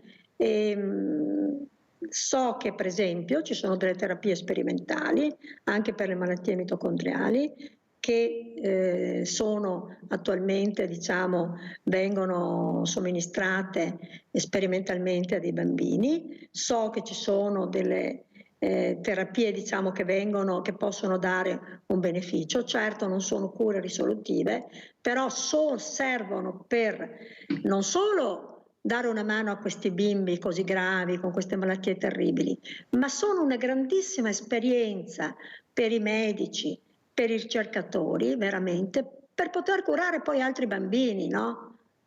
Capisci, Mirella? Certo. Cioè, le malattie rare sono una grande lezione proprio per anche per le malattie più comuni, non solo per Perciò tu la... approvi la scelta che ha fatto la nostra Premier Meloni di dare la cittadinanza italiana e di cercare di portare questa bambina in Italia. Ecco, bisogna essere anche orgogliosi di questo, perché bisogna anche dire quello pane pane, vino al vino, ecco, per dare la possibilità anche a questi genitori di fare questo percorso terapeutico. Prego, Anna. Sì, mi fa molto piacere che sia stata fatta questa scelta dal governo, diciamo, e c'è stata una grande pressione da parte dei genitori e delle associazioni anche cristiane inglesi, diciamo, e poi c'è questa disponibilità del Bambino Gesù che è meravigliosa, bisogna ammetterlo, perché il Bambino Gesù è veramente una eccellenza italiana, dove vengono curate delle malattie, guarda, incredibili. Per esempio, c'è una ragazza nel Lazio che è il Bambino Gesù, ha la malattia, l'epilessia di Lafora, è una malattia anche questa terribile, incurabile. Lei ha una ragazza di 17 anni e viene somministrato, va alla somministrazione di un farmaco, Myozyme, un farmaco sperimentale, che viene somministrato per un'altra malattia normalmente, ma che ha dei benefici anche per la sua. E qui è riuscita ad avere la sperimentazione proprio al Bambino Gesù per la cura di questa ragazza, ecco. Per Senti, cui, diciamo, Anna, Bambino Gesù, Gemelli, Università di Padova, ecco la tua, soprattutto Istituto Mauro Baschirotto, non ci manca niente, eppure qualcuno è riuscito a smantellare la sanità, ecco questa sanità che vacilla, anche se molti, anche medici che ospiti, ne ho avuto anche ieri, non lamentiamoci qui nel Veneto, soprattutto le dichiarazioni del presidente Luca Zaia che ha detto che bisogna salvare la sanità pubblica, ma forse c'è qualcosa che non torna, perché noi abbiamo visto invece che la sanità privata ha dei numeri incredibili e anche molta convenzione con il pubblico. Cosa vuoi dire, Anna? Ma sì, io sono per la sanità pubblica. Noi siamo un ente che non ha finalità di profitto, però per esempio ti dico, noi alcuni anni fa ci sono state tolte le convenzioni, per esempio, per la parte assistenziale, no? Ecco. Mentre è convenzionato, come sai, il laboratorio di genetica medica. Ora io dico, è vero che probabilmente il pubblico non riesce a sopperire all'impegno, diciamo, nell'ambito della sanità, però francamente io sarei nel potenziare il pubblico, perché, diciamo, è un fiore all'occhiello della sanità italiana, e lo è sempre stato. Ci sono eccellenze, ma non solo nel Veneto, non solo a Roma, in moltissime altre regioni d'Italia. Diciamo, ci sono degli interventi fantastici, ci sono delle esperienze grandi, ma per le malattie rare e per le malattie comuni. Per cui diciamo sono dalla parte della sanità pubblica. C'è una sanità privata convenzionata a livelli altissimi, no, che ormai è diventata pubblico. Per esempio abbiamo l'ospedale di Negrar, noi qui nel Veneto, che è partito dalla congregazione Don Calabria, quella dove da cui abbiamo acquistato anche noi l'istituto, che è a livelli molto alti, come in tanti settori. Abbiamo l'Istituto San Raffaele di Milano, che è un grandissimo fiore all'occhiello. Ecco, però diciamo non sempre nel privato si trova la qualità che si trova nel pubblico. E questo è molto chiaro, Anna, hai fatto bene a specificarlo. Senti, Anna Baschirotto, questa sera mandiamo anche l'immagine della locandina, perché c'è qualcosa a Valdobbiadene. Ecco, vediamo la locandina e poi ci spieghi cosa succederà. Andiamo a vedere. Vediamo la locandina. Eccola qua. Prego Anna. Ecco, sì, abbiamo avuto un bellissimo contatto con il comune di Valdobbiadene e diciamo che ci hanno invitato appunto per una serata da dedicare alle malattie rare, che appunto sono rare, ormai sono più di 8.000 quelle conosciute, quindi non sono per pochi. Diciamo coinvolgono una grande parte della popolazione e diciamo fra l'altro il luogo non è più l'auditorium, bensì è la Villa dei Cedri, ecco, per cui la Villa dei Cedri sarà il luogo dove perciò non dovete andare all'auditorio che ha piacere di partecipare, ma a Villa dei Cedri per questa serata conoscitiva. Senti Anna, tu hai detto 8.000 malattie rare, ma perché si investe così poco nella ricerca qui in Italia? Più abbiamo visto l'importanza di investire nella ricerca con i vaccini e non solo, perché poi i vaccini hanno portato anche altre scoperte, sono fatti dei passi anche contro i tumori. Prego Anna. Allora, si investe poco, infatti questo è un problema molto grosso, è un problema di sempre ed è il problema per cui molti giovani talenti ricercatori di eccellenza, vanno all'estero. Devo poi anche dire che all'estero si trovano molto bene perché le menti, diciamo, le persone che sono riconosciute di talento, i ricercatori, gli si aprono subito le porte e vengono finanziate le loro ricerche. E quindi devo anche dire però che dopo alcuni anni molti ritornano, hanno una grande nostalgia dell'Italia, però le conoscenze che hanno fatto all'estero sono state di straordinario valore. Allora direi sarebbe importante che si potesse continuare a investire nei giovani talenti italiani. Certo, periodi all'estero ci vogliono perché servono per fare nuove esperienze, nuove modalità di ricerca e così via, però dopo bisogna riuscire a dirottare dei finanziamenti proprio alla ricerca, affinché si sviluppino qui le conoscenze, affinché i ricercatori amino anche restare in Italia, ecco, e portare avanti le cure, no? E portare avanti soprattutto le terapie sperimentali come la terapia genica, che è complessa ma che sta dando dei frutti importanti, quella che abbiamo sostenuto noi per molti anni per esempio e che ancora stiamo sostenendo in questo momento per la malattia di Lafora.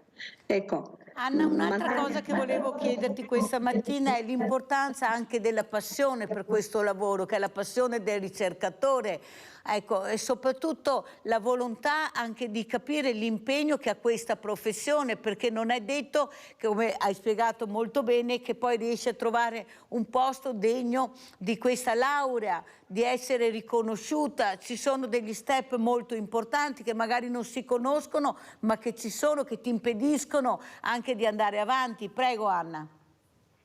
Allora, qui in Italia, diciamo, quando una persona ha fatto la laurea, magari anche la specialità, il dottorato di ricerca, non trova una collocazione.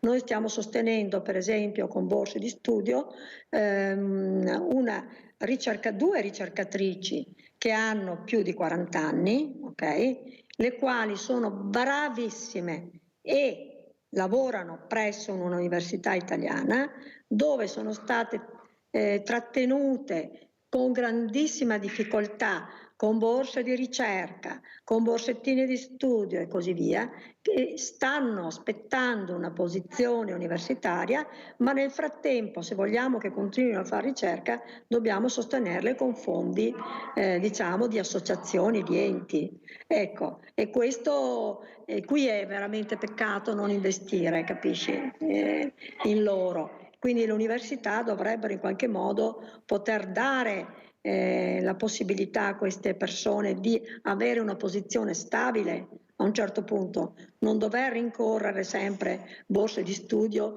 e precariato e persone che producono ricerca a livello altissimo, per esempio queste. Ecco, per farle restare anche noi, diciamo, soprattutto per questo progetto Lafora, stiamo finanziando appunto queste persone affinché producano quelle conoscenze che ci consentano di curare la malattia di Lafora, ecco, in collaborazione con un gruppo di ricercatori di Madrid. Allora Anna Baschirotto, qual è il problema grande? Che tu e tuo marito siete due rocce talmente forti che voi non avete idea come riescono veramente a gestire una situazione proprio che riguarda il loro istituto in maniera egregia, come avete sentito. Però tu hai detto molto bene una cosa, ci sono investimenti e investimenti. Se non fai parte di un certo giro politico, e lo dico io, non lo dici tu, è difficile arrivare ad avere certi investimenti, però se fai parte questo avviene. Non ti sembra che è il caso ormai nel 2023 di ragionare in maniera diversa anche agli addetti ai lavori che sono i nostri politici e di capire veramente dove va il denaro da investire su delle persone, su degli istituti che hanno cercato di migliorare la qualità della vita di tutti, soprattutto investendo sulle malattie rare, che ce ne sono sempre di nuove, che aumentano sempre di più. I numeri sono pochi delle persone, ma le malattie sono tante. Ecco, perché non riescono a capire questo? Premiare chi veramente deve essere premiato e non aspettare che l'America premi l'istituto Mauro Baschirotto per la ricerca, perché ha fatto una scoperta incredibile ed è la verità, ed è stato premiato e ha avuto dei fondi. Chi è che non vuole ascoltare, secondo te, Anna Baschirotto? Guarda Mirella, sinceramente ti dico che questo tuo discorso mi fa molto piacere. Tu tocchi un nervo scoperto e diciamo con noi sfondi una porta aperta. Noi aspettiamo da moltissimo tempo che ci sia un riconoscimento da parte della Regione e anche dal governo centrale per il nostro istituto, in modo da dare una veste, diciamo, no? Una veste strutturata che possa permettere una continuità dell'azione che noi abbiamo intrapreso, che stiamo svolgendo, e qui del personale da noi assunto, dei nostri ricercatori e di tutti quelli che usufruiscono dei servizi offerti dall'istituto. Però purtroppo diciamo non abbiamo avuto delle risposte ancora, al di là dell'accreditamento del laboratorio di genetica medica, diciamo non abbiamo avuto delle risposte, come dire, ancora, cioè proprio non abbiamo avuto risposte da questi enti, per cui diciamo è difficile comprendere le motivazioni. Probabilmente trattandosi di una fondazione no profit, si pensa che non ci sia come dire, non ci sia interesse, no? Da parte di enti, da parte di istituzioni di dare una forma di continuità. Questo però sembrerebbe incomprensibile da un lato, ecco. Per cui ti dico, noi ci auguriamo che questo impegno venga veramente riconosciuto e che si capisca l'importanza di investire anche in un centro no profit che pone l'attenzione, la ricerca, l'impegno, l'assistenza su queste malattie che sono tantissime. Appunto. E chissà che fuori di battere il ferro, che il ferro diventi bollente, che qualcuno si scotti e capisca che deve aiutare questo istituto che è importantissimo delle malattie rare. Allora andiamo a vedere invece cosa dice anche il consigliere Finco, interrogazione sanità. Andiamo a sentire, poi commentiamo con Anna Baschirotto.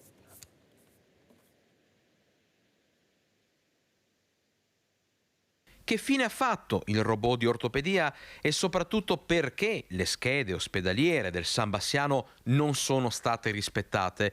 Nello specifico parliamo di quelle linee guida redatte nel 2019 con l'obiettivo di fare dell'ospedale di Bassano il riferimento dell'attività protesica mini-invasiva regionale. Domande che proprio la Regione Veneto, grazie all'interrogazione presentata dal vicepresidente del Consiglio regionale Nicola Finco, ha messo nero su bianco. per fare chiarezza, ma soprattutto per capire cosa sta succedendo anche all'interno del nostro nosocomio, in quanto nel 2019, quando abbiamo fatto le schede ospedaliere, all'interno dell'ULSS Pedemontana avevamo deciso che l'ospedale di Bassano, in modo particolare, dovesse diventare un polo ospedaliero della chirurgia mini-invasiva, visto le professionalità, ma visto anche i grandi investimenti tecnologici fatti nel corso degli anni. Adesso insomma si sta vedendo che i macchinari vengono riconsegnati alle ditte, nonostante insomma siano macchinari dati anche in comodato d'uso gratuito. Abbiamo dei professionisti che stanno fuggendo verso altre realtà pubbliche o private, e quindi è giusto anche fare un attimo il focus su questa situazione, ma soprattutto capire quale destino noi vogliamo dare all'ospedale Sambassiano. Ed è proprio sulle schede ospedaliere e il loro mancato rispetto che si concentra il focus di questa interrogazione. Le schede ospedaliere fatte nel 2019 sono nate da un lavoro fatto con il territorio, con le realtà produttive, con i sindaci. Abbiamo proprio fatto un grande lavoro per potenziare l'ospedale Sambassiano. Dobbiamo capire se le schede vengono rispettate oppure no. Io penso che l'ospedale di Bassano sia ancora un ospedale di altissima qualità, però ovviamente bisogna mantenerla questa qualità. Da Palazzo Ferrofini, dunque, parte un approfondimento sull'ULSS 7 e sulle scelte per il presente e il futuro del Sambassiano, che perde pezzi, perde eccellenze, perde robot e perde medici di altissimo livello. Regione, sindaci, amministratori, cittadini e pazienti aspettano risposte. Certo che se non capisce il vicepresidente della regione Finco quello che sta succedendo, pensate noi a casa che sentiamo e vediamo queste cose. Guardate veramente che fa molto riflettere, guardate, sono servizi importantissimi per voi a casa che dovete capire. Anna Albarello Baschirotto, ecco, come interpreti questo sfogo del vicepresidente della regione Finco, che se non lo capisce lui, pensate noi, ecco, come lo commenti? Ma guarda, io rimango stupita che siano stati, diciamo, in qualche modo presi in comodato questi meravigliosi strumenti per la chirurgia mini-invasiva ortopedica, e sia stato formato del personale e adesso non se ne faccia più nulla. È una cosa che apprendo ora. Mi stupisco moltissimo perché la chirurgia mini-invasiva ortopedica è veramente qualcosa di fondamentale. Le malattie ortopediche riguardano alcune malattie rare, ma soprattutto riguardano la quasi totalità della popolazione. Se pensiamo all'invecchiamento della popolazione e a tutte le artrosi, artriti, fratture, eccetera. Questo veramente è una chirurgia di eccellenza e secondo me, visto conosco un po' il territorio, Bassano ed Asiago, che sono appunto insieme, e tutta la fascia diciamo pedemontana, compreso anche Schio-Tiene, quindi l'ospedale di Sant'Orso, dovrebbero potenziare questo tipo di chirurgia, perché diciamo è veramente importante, è veramente il futuro. Adesso gli interventi mini-invasivi è dimostrato dalla scienza che riescono molto bene e riescono a risolvere situazioni per le quali prima si doveva ricorrere a degenze lunghissime, operazioni chirurgiche enormi, ingessature, cioè è veramente una risorsa, sarebbe veramente una grande risorsa continuare su questa strada. Quindi anch'io dico, è un peccato, sarebbe un peccato veramente che venisse dismesso sia il macchinario e sia che non rimanessero in Veneto, in questa nostra zona di Vicenza, Pedemontana, Bassano, Asiago, queste competenze e queste risorse, insomma. Senti Anna Albarello Baschirotto, ormai siamo in chiusura. Cos'è che vorresti chiedere alla politica, ma in particolare al Ministro della Sanità? Ecco, diciamo, se parlo del nostro istituto, vorremmo che venisse riconosciuto il lavoro del nostro istituto con un bollino, con una etichetta che dia la possibilità di avere un riconoscimento diciamo che consenta una maggiore attenzione da parte del nostro Paese al lavoro svolto in questi anni e ai risultati raggiunti. Se parliamo di malattie rare in generale, vorrei veramente che fosse data la possibilità di essere riconosciute alla maggior parte delle malattie, perché ben poche sono state riconosciute come rare. È stata data la possibilità del riconoscimento di malattia rara e quindi l'esenzione, per esempio, no? Ecco, la certificazione di malattia rara. C'è tantissima strada da fare, non si possono tagliare le diagnosi, come ho sentito in questi giorni purtroppo. Se ne parla molto, non si può tagliare l'assistenza e tantomeno la ricerca, le cure e la ricerca di terapie innovative. Quindi io faccio un grande appello per le malattie rare, che sono ormai più di 8.000, che sono in gran parte di origine genetica, e si è ampiamente dimostrato che la ricerca sulle malattie rare porta benefici anche per tutte le altre malattie. Per cui ecco, occupatevi, seguite queste malattie, ecco, anche a livello centrale, e bisogna lavorare perché vengano, diciamo, riconosciute, perché ci sia diagnosi, assistenza, terapia e ricerca di nuove terapie. Ecco. E se avessi di fronte il Presidente della Regione Luca Zaia, visto che siamo andati a Roma con la richiesta, però abbiamo anche la Regione che è molto più vicina e forse conosce anche bene l'Istituto Mauro Baschirotto, cosa chiedereste al Presidente Luca Zaia? Le stesse cose a livello regionale, l'impegno a favore sia del nostro istituto sia a favore delle malattie rare, l'impegno a riconoscere il lavoro che abbiamo fatto negli anni, i risultati raggiunti e, diciamo, il sostegno per portare avanti ancora le attività del nostro istituto con determinazione e sapendo che altri dopo di me e di mio marito potranno farlo, perché l'istituto è stato riconosciuto dalla Regione Veneto e dalla sanità pubblica, insomma. Ecco. Molto importante. Allora rivediamo la locandina di questa sera, Anna, perché ormai il tempo è volato, devo chiudere, devo salutarti. Allora, ricordiamo questa serata importante e come ci saluti, Anna Albarello Baschirotto? Ti saluto con grande grazie, Mirella, a te e a tutti gli amici di Media Nord-Est, perché diciamo siete vicini al tema delle malattie rare, siete vicini ai pazienti, alle persone con disabilità, ecco, e quindi un grande grazie e tutti insieme vinceremo anche le malattie rare. Ecco, adesso si vede bene, venerdì 10 novembre alle 20:30, ricordiamo non all'auditorio ma a Villa dei Cedri, che è importante, non sbagliate se volete andare a sentire questa serata importante, e salutiamo veramente, la ringraziamo di essere stata con noi, soprattutto per il modo che ha di spiegare anche certe cose che magari a noi sconosciute, lontane, perché non c'è trasparenza anche di queste. Invece abbiamo capito cosa farebbe l'Istituto Mauro Baschirotto con questa piccola creatura che sta cercando di dire: non staccatemi la spina ma fatemi provare a vivere. Grazie, buona giornata, saluta tuo marito e tutta la tua grandissima squadra. Pubblicità. Grazie infinite.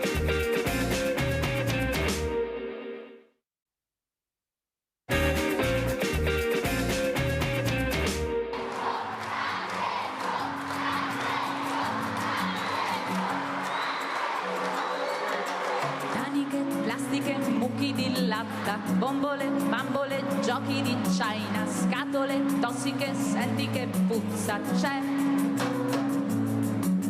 Macchine, traffico, gente che corre, la mia città sembra un mostro che morde, gli alberi muoiono e non respiriamo più.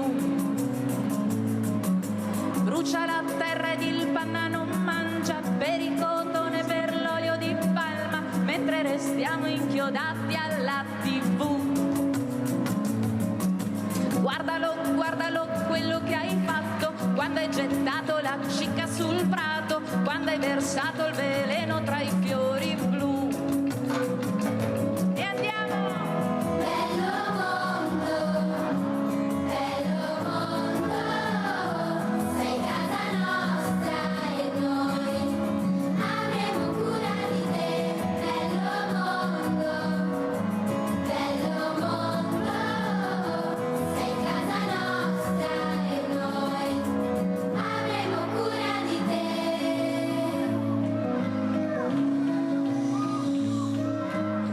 isole cariche di ogni schifezza, pesci che nuotano nell'immondizia, mentre il petrolio si spande nel mare blu. Fiumi che scorrono con i veleni, sfociano al mare, son sempre più neri, donne che muoiono e non torneranno più. Si scioglie il polo ed il mare si innalza, dentro la pancia dei pesci rimbalza tutta la plastica che galleggiava là. Sempre più piogge che bruciano i rami, l'acqua scarseggia nei pozzi e nei laghi, se la sprechiamo vedrai che non basterà.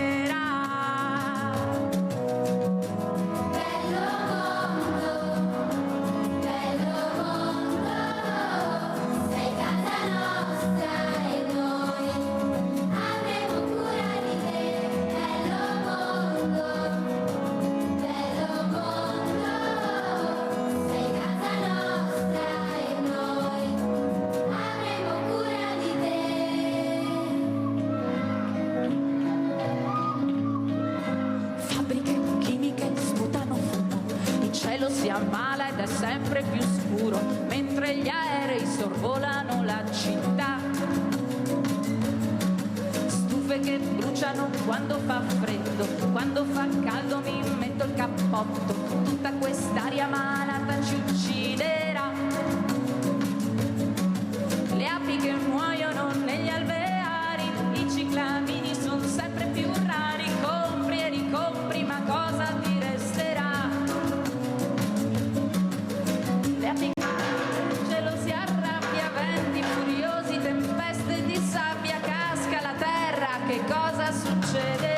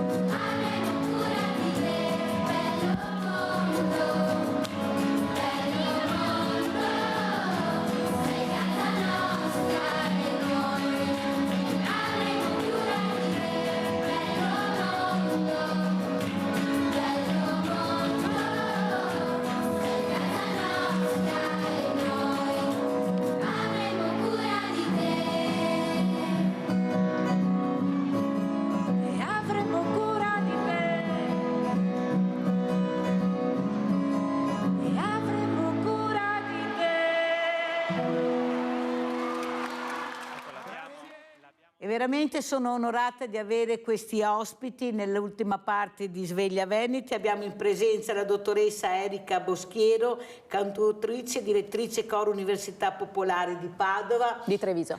Eccoci, di Padova, di Treviso, ma abbiamo anche Federico Stefani, un fondatore di una start-up e soprattutto di una cosa importantissima, parleremo di alberi, di ambiente. Ringrazio lui, ma ringrazio anche i suoi amici, ringrazio Federico Stefani, Paolo Milla e Giuseppe Addamo, si dedicano al progetto per recuperare il legname dagli alberi abbattuti di Vaia. 3 cervelli, hanno detto, rientrati dall'estero, sono tornati in Italia. So perché li chiamano cervelli, per me sono dei geni, ecco, potremmo chiamarli con i nomi giusti, con questa creatività che abbiamo soprattutto nel nostro DNA, per far sì che questi ragazzi veramente si inventino delle cose incredibili. Allora io partirei proprio dalla dottoressa Boschiero per far capire l'importanza di ascoltare i diversamente giovani, ma anche i giovani, i bambini, questo Papa Francesco che secondo me gli avete dato una botta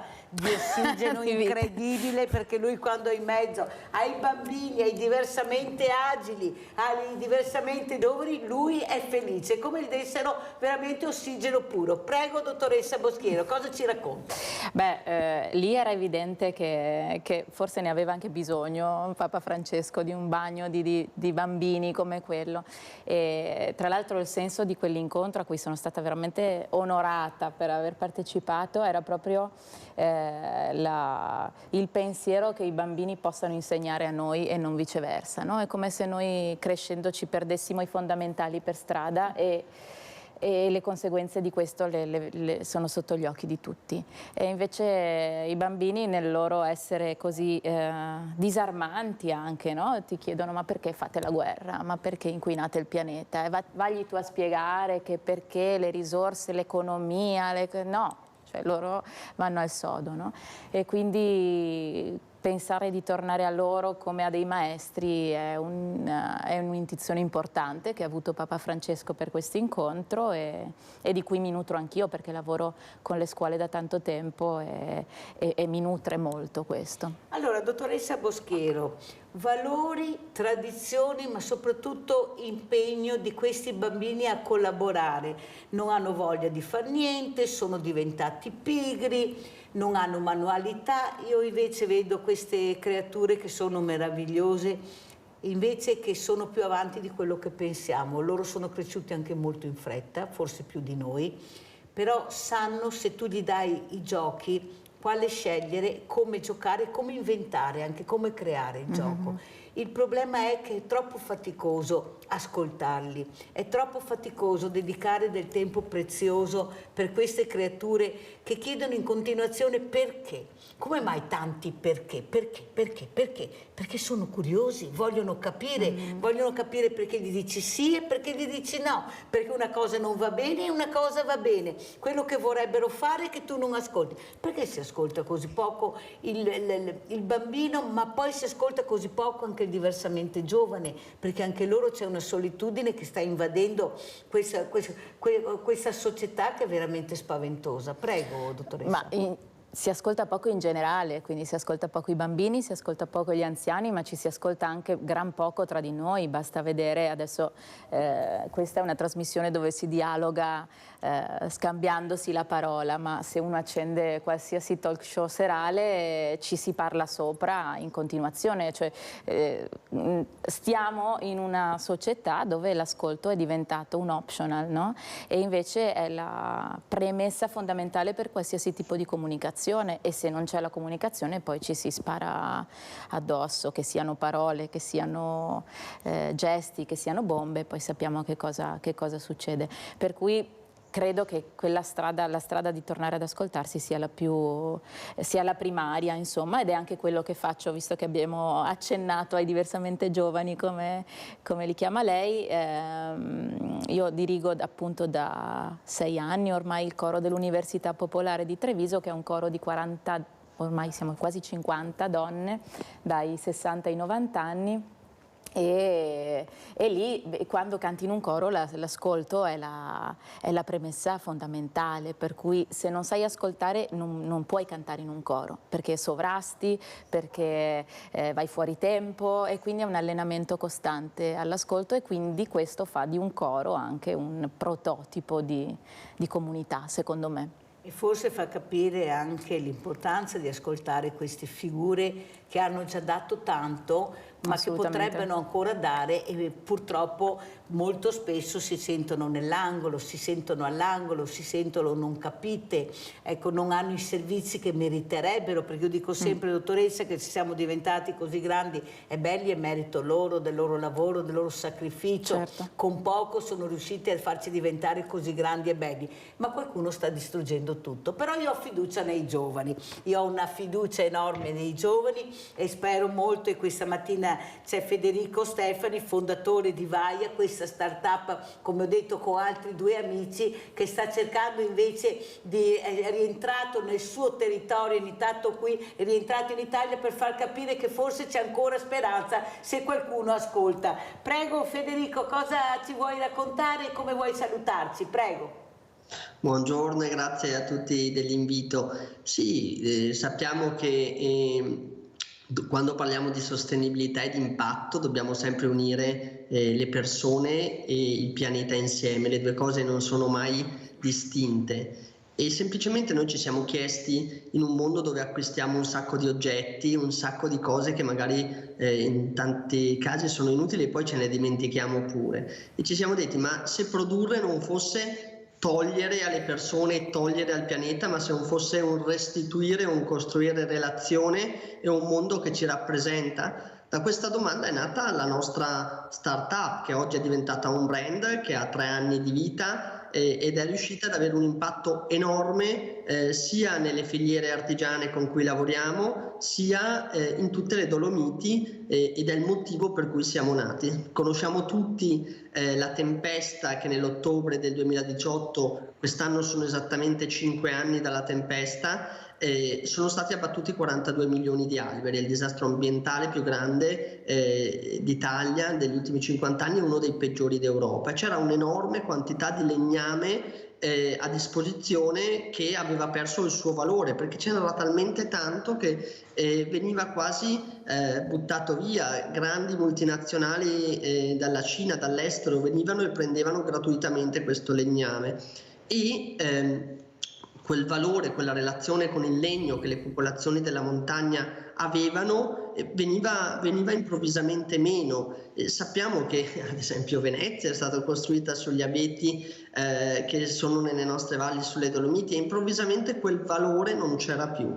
Noi ci siamo detti: ma perché non usare quel legno in modo intelligente, costruendo degli oggetti che siano utili all'uomo e alla natura, per far sì che ci sia un impatto nel recupero di una materia prima, aiutare le comunità locali a risolvere un problema ambientale, dare lavoro agli artigiani locali, perché quello che ho detto prima è fondamentale. La sostenibilità passa attraverso una coesione dei territori in cui le persone possono lavorare, crescere liberamente nei territori dove sono nati, per cui coinvolgere le persone è sempre importante, è appunto come un coro, come avete detto voi, tante persone diverse ma insieme riescono ad avere un impatto. E così abbiamo costruito il nostro primo oggetto, che si chiama Vaia Cube, dopo vi racconterò meglio, e ogni oggetto venduto corrisponde ad un nuovo albero piantato sulle Dolomiti nei territori distrutti, e in questi 3 anni di lavoro siamo arrivati a 90.000 alberi piantati, per cui ad oggi siamo il brand, l'azienda che ha avuto più un impatto nel riforestare le aree distrutte, lavorando con tante aziende che scelgono i nostri oggetti e tante persone in tutto il mondo. Pensate, siamo in 38 paesi nel mondo con i nostri oggetti, portiamo questo impatto, quindi oggetti che hanno un impatto nelle persone, nel pianeta. Immaginate che tutti i brand facciano così, un oggetto che porti valore. Bravissimo, guarda, veramente ti ascoltavo a bocca aperta, perché avete capito perché ho fiducia nei giovani, avete visto come ha spiegato, ecco, in maniera anche molto semplice, dove questo dialogo è arrivato a tutti, che è molto importante. Ecco, questi sono i nostri giovani. Allora andiamo a vedere anche il suo video di presentazione, Federico Stefani, e il video, e poi lo commentiamo anche con la dottoressa Boschiero. Andiamo a vedere. Nella notte tra il 28 e il 29 ottobre 2018 le Dolomiti hanno conosciuto Vaia. Oltre 42 milioni di alberi sono stati abbattuti dalla forza della tempesta, un equilibrio ambientale ora compromesso ed in pericolo. Queste sono le conseguenze estreme ed imprevedibili dei cambiamenti climatici. Noi abbiamo raccolto la sfida: recuperare il legno degli alberi caduti e ridare loro nuova vita. Dalla distruzione ricreare bellezza. Oggi Vaia è questo, un oggetto essenziale ma ricercato, interamente naturale. Le linee, semplici e leggere, disegnano un prodotto unico nel suo genere. Non esiste un pezzo uguale all'altro, perché ogni colpo d'ascia dato dall'artigiano incide un taglio che segue le venature del legno, rievocando così la ferita nella foresta.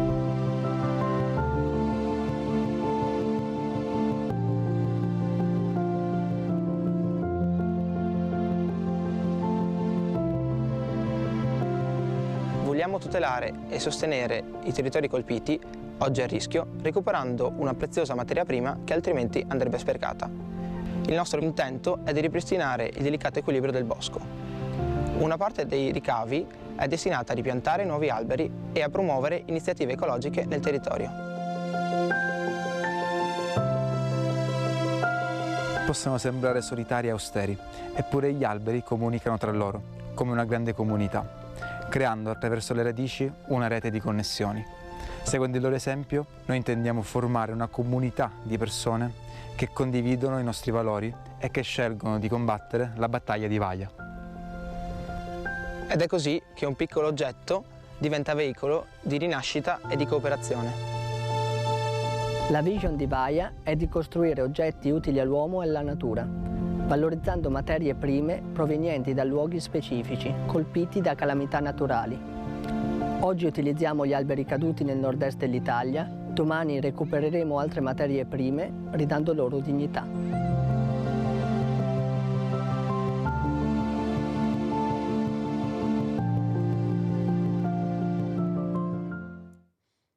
Dottoressa Boschiero, come commentiamo queste immagini, questo video, ma questa capacità di creare un qualcosa di diverso, di nuovo, con il nostro legno meraviglioso, prodotti naturali che andranno nel mondo per ripiantare gli alberi nel territorio? Bravissimi, veramente, avete un abbraccio da tutti noi ragazzi. Prego, dottoressa. Io non so se l'ha fatto apposta a unire le nostre due figure, ma io sono nata a Auronzo, quindi sono delle Dolomiti, e quando c'è stata Vaia, come immagino per Federico, per tutti loro e per moltissime altre persone, è stato veramente un colpo al cuore. È stato veramente difficile guardare quelle immagini e tra l'altro io ho un Vaia Cube in cucina, Federico, quindi vi stimo e vi seguo da tanto, e quindi sono molto felice di conoscerti anche se a distanza, ma da qui, e trovo che questa sia una realtà virtuosissima, estremamente intelligente, anche da un punto di vista economico, se uno ragiona solo su quei criteri, ma soprattutto da un punto di vista ecologico, ambientale, umano, è un rovesciamento della prospettiva, no? Quindi non è solo lavorare per aumentare e massimizzare il profitto a tutti i costi, ma è un creare valore anche di altro genere, che poi questo ci dia pure da mangiare, ci faccia stare bene, tanto meglio, no Federico? Però non è solo quello. No? Non esiste solo quello. Allora, migliorare, allora andiamo a vedere, perché devo correre ragazzi, perché abbiamo i video da vedere, ma voglio anche parlare, interloquire con voi. Andiamo a vedere, ecco, come migliorare la qualità della vita anche di queste diversamente giovani, come le chiamo io. Andiamo a vedere il video Principesse. Un corno. Di una cosa nata sotto un fiocco rosa, lo volevano celeste per paura della peste, il cognome di famiglia non continua se è una figlia. Bando alla malinconia, ti terrà compagnia. In questa nostra bella civiltà di razze, lingue, popoli e regimi, sono gli uomini e gli autori della storia, eroi santi vissuti per la gloria. A questa specie di uomo sapiente, Homo sapiens, c'è chi appartiene ma non conta niente, non si sa come l'hanno messa là, si chiama donna ma a che servirà? E viva le donne, viva le belle donne, che sono le colonne dell'amor. Saprò camicie stirar, lavar vestiti saprò, invece di riposar tutta la casa ti luciderò. Che vuoi di più, che devo far per non sentirmi più sgridar? Farò la brava e tu vedrai che d'ora in poi non faccio più guai. Signorine, se cercate un buon marito, io vi insegnerò un sistema sano e bello. Se uno scapolo si mostra troppo ardito, guardate questo dolce ritornello.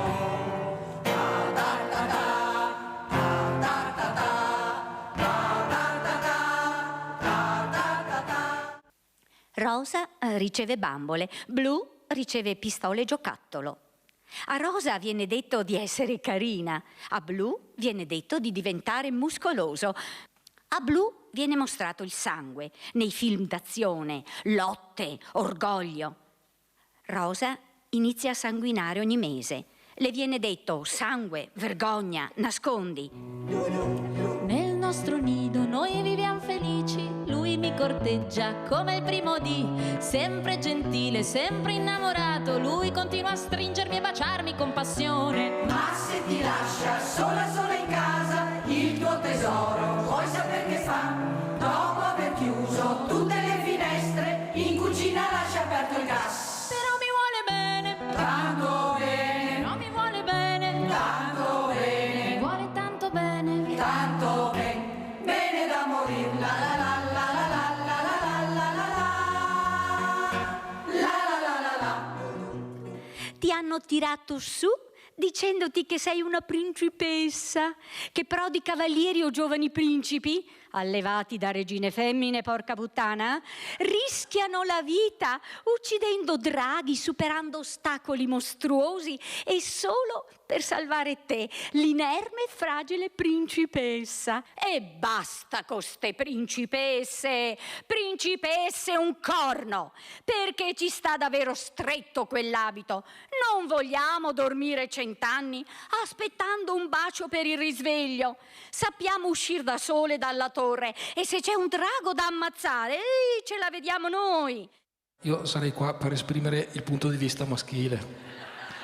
Che strano, non sa neanche cuocere 2 uova. E poi la vedo quando studia, coi capelli corti e le sue passioni. E avverto il senso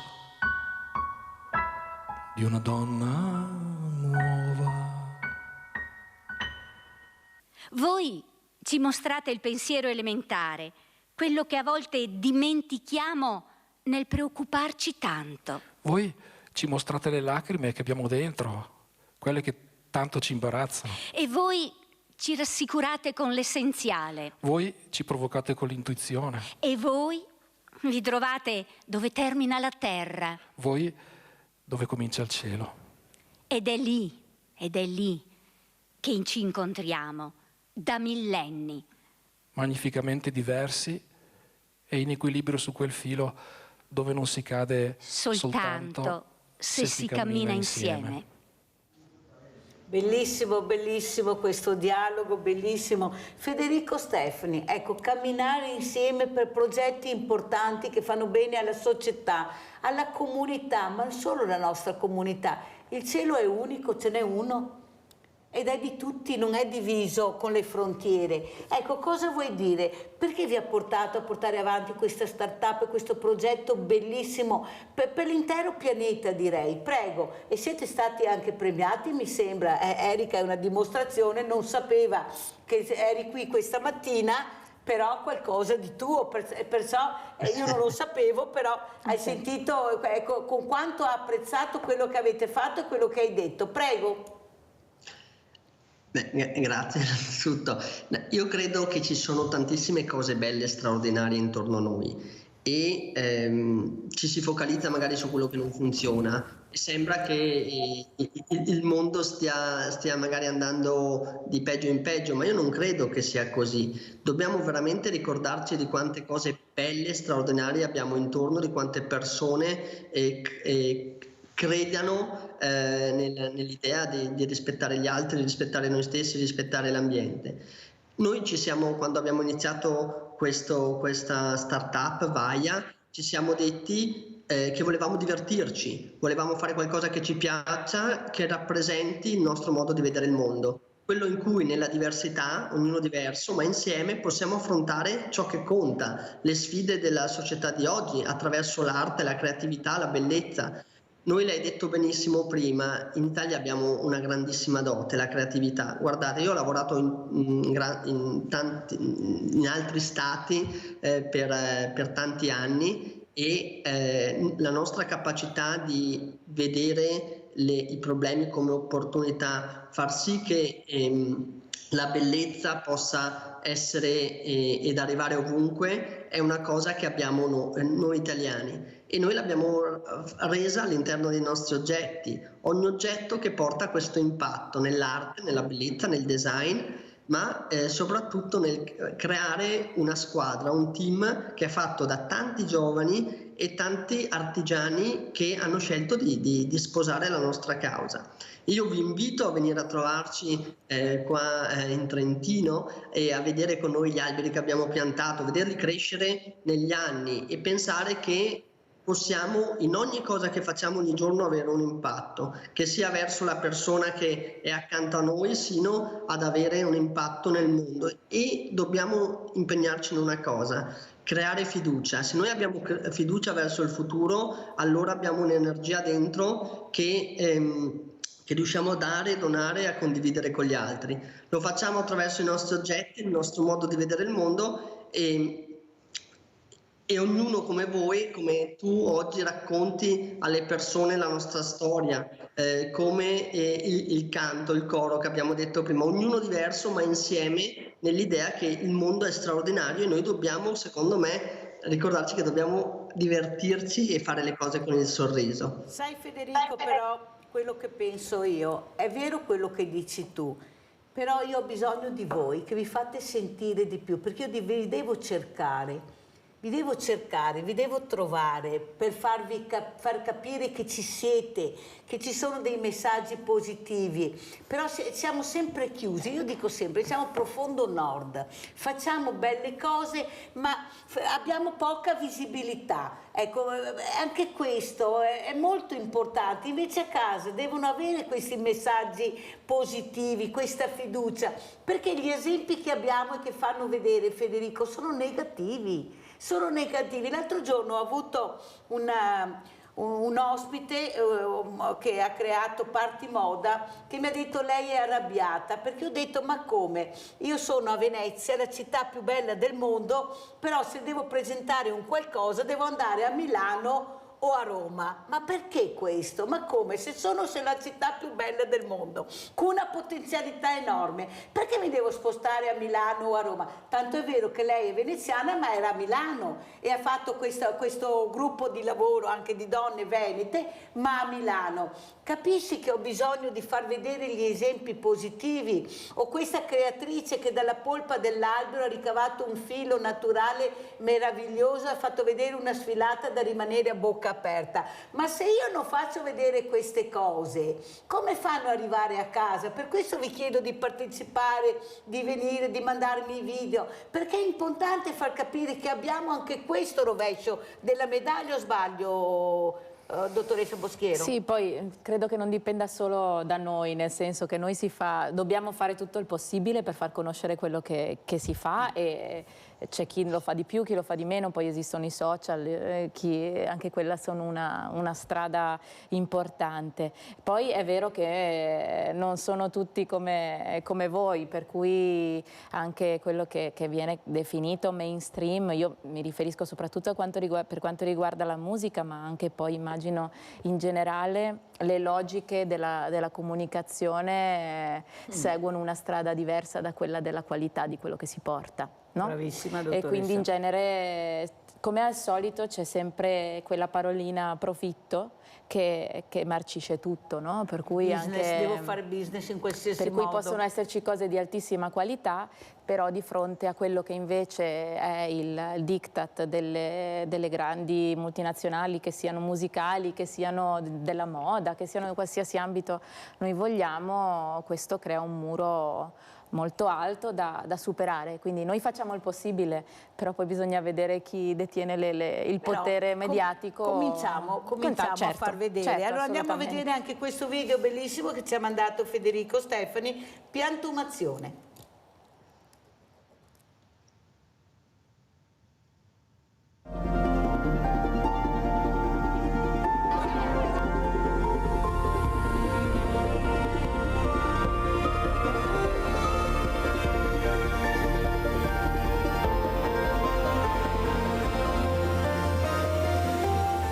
Isolata dal resto del terreno. Sono 3 specie.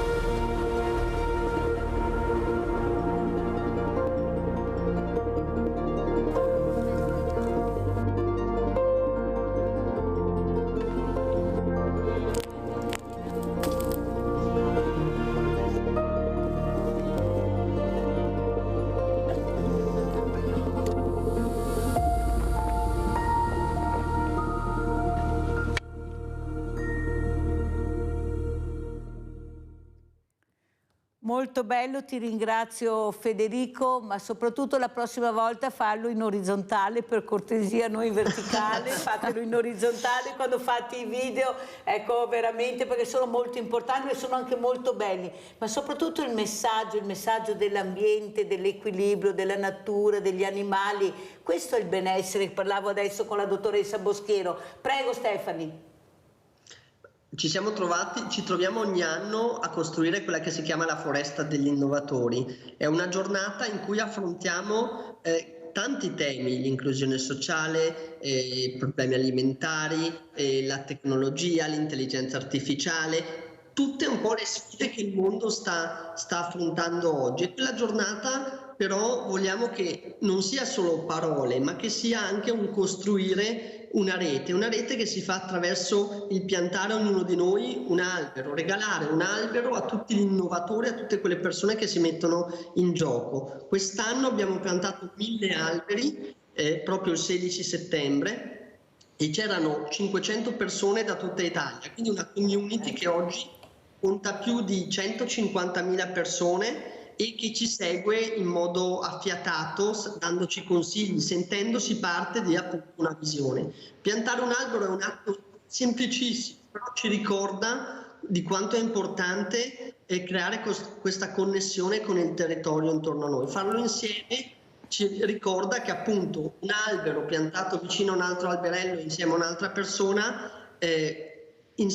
più alberi fanno una foresta, che fanno una comunità. A questo ci ispiriamo facendo piccoli gesti che però abbiano un grande significato. Io credo che abbiamo bisogno di simboli, e l'idea che i nostri oggetti, insieme all'azione che facciamo nei territori, rappresenta un modo per vivere il mondo insieme agli altri, azioni, in ascolto, quello che avete detto voi, e soprattutto ogni anno vedere questi alberi che crescono è vedere il tempo che va avanti e le nostre azioni che da un semino riescono ad avere un impatto grande. Federico, hai detto una cosa importante, hai usato la parola comunità, questa parola magica che veramente nel momento della disgrazia, del terribile evento, si stringe attorno e fa comunità, aiuta. L'hai detto anche tu, non solo veneti, ma sono arrivati da tutta Italia per piantare, per aiutare. Allora capite, se ci danno la possibilità di essere ascoltati,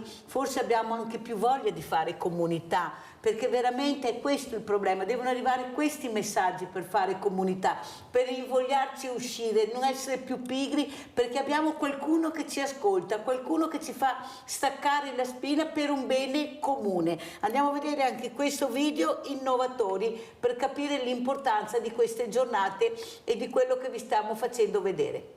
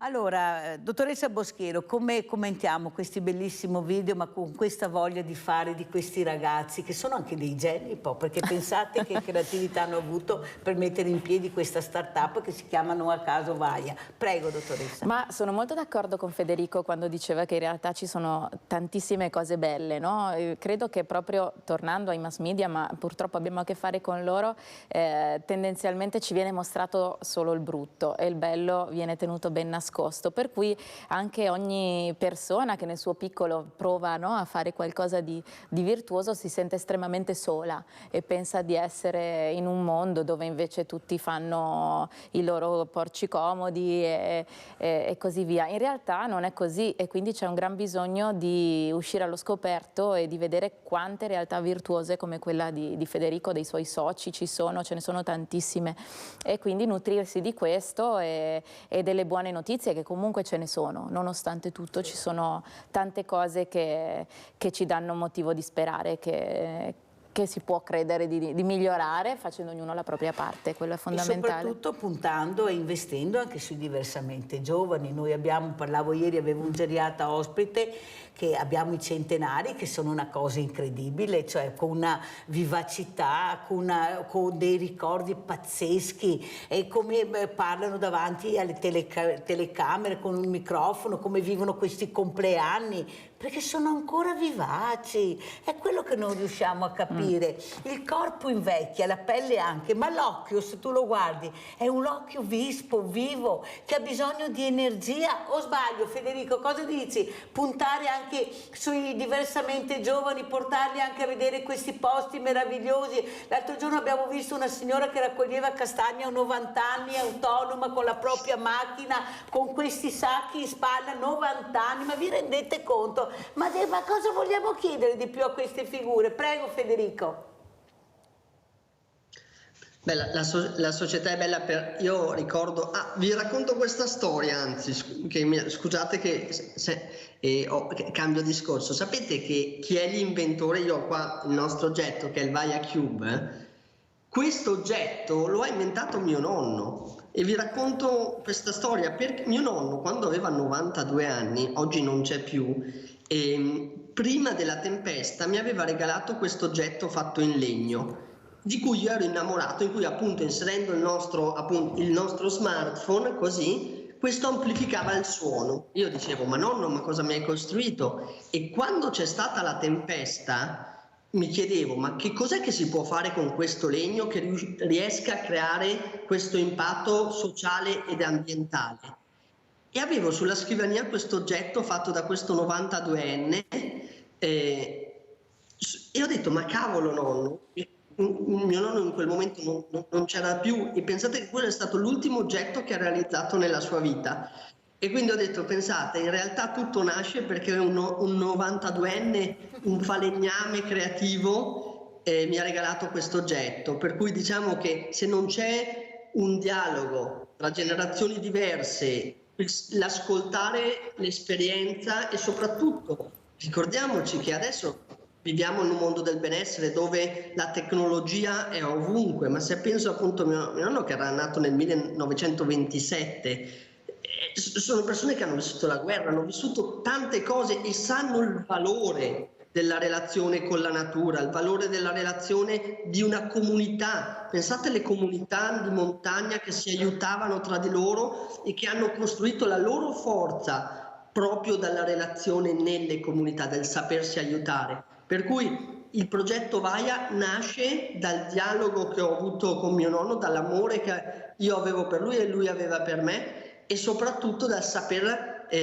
interpretare poi il mondo sia con i saperi antichi, ma costruendo poi il futuro. Vedi Federico, tu hai avuto una fortuna, come l'ho avuta io, spero anche la dottoressa Boschero, di avere i nonni, di avere queste figure magiche che ti hanno fatto fare un percorso diverso, con i valori, con il rispetto, con anche insegnandoti. Perché io dico sempre, i ragazzi dicono i bambini non giocano, ma tu dagli i giochi, come ha fatto il nonno a Federico. e lui da questo gioco ha creato un altro gioco, ha creato un'altra cosa. Il problema è che molti bambini non hanno questa fortuna, le scuole sono quelle che sono, ma se manca il primo anello della catena che è la famiglia, questa famiglia che comprendeva i nonni una volta. No, i nonni sono stati portati in queste residenze per vari motivi, per carità, però abbiamo separato il bambino da questa figura magica che lo faceva crescere con la schiena dritta, ma soprattutto con dei valori anche nel lavoro, nella manualità che hanno perso. Non è colpa dei bambini e dei ragazzi, è colpa della società che si è chiusa. Dottoressa Boschiero, come ci saluta?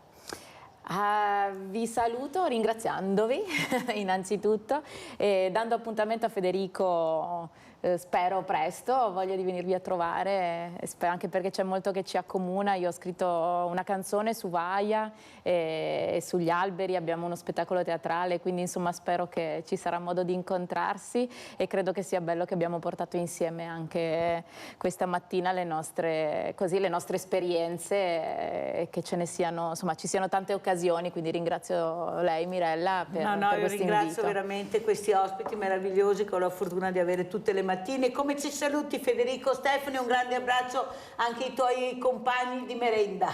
Vai! Beh, veloce, io vi ringrazio veloce. anch'io che mi avete invitato, ringrazio voi per le belle parole che avete detto. Vi dico una chicca sui miei cofondatori, cioè Giuseppe che è di Catania e Paolo che è di Rovigo. Basta di così, devo chiudere, grazie anche a Federico, Stefano, dottoressa Boschiero, devo chiudere la posta di Mirella.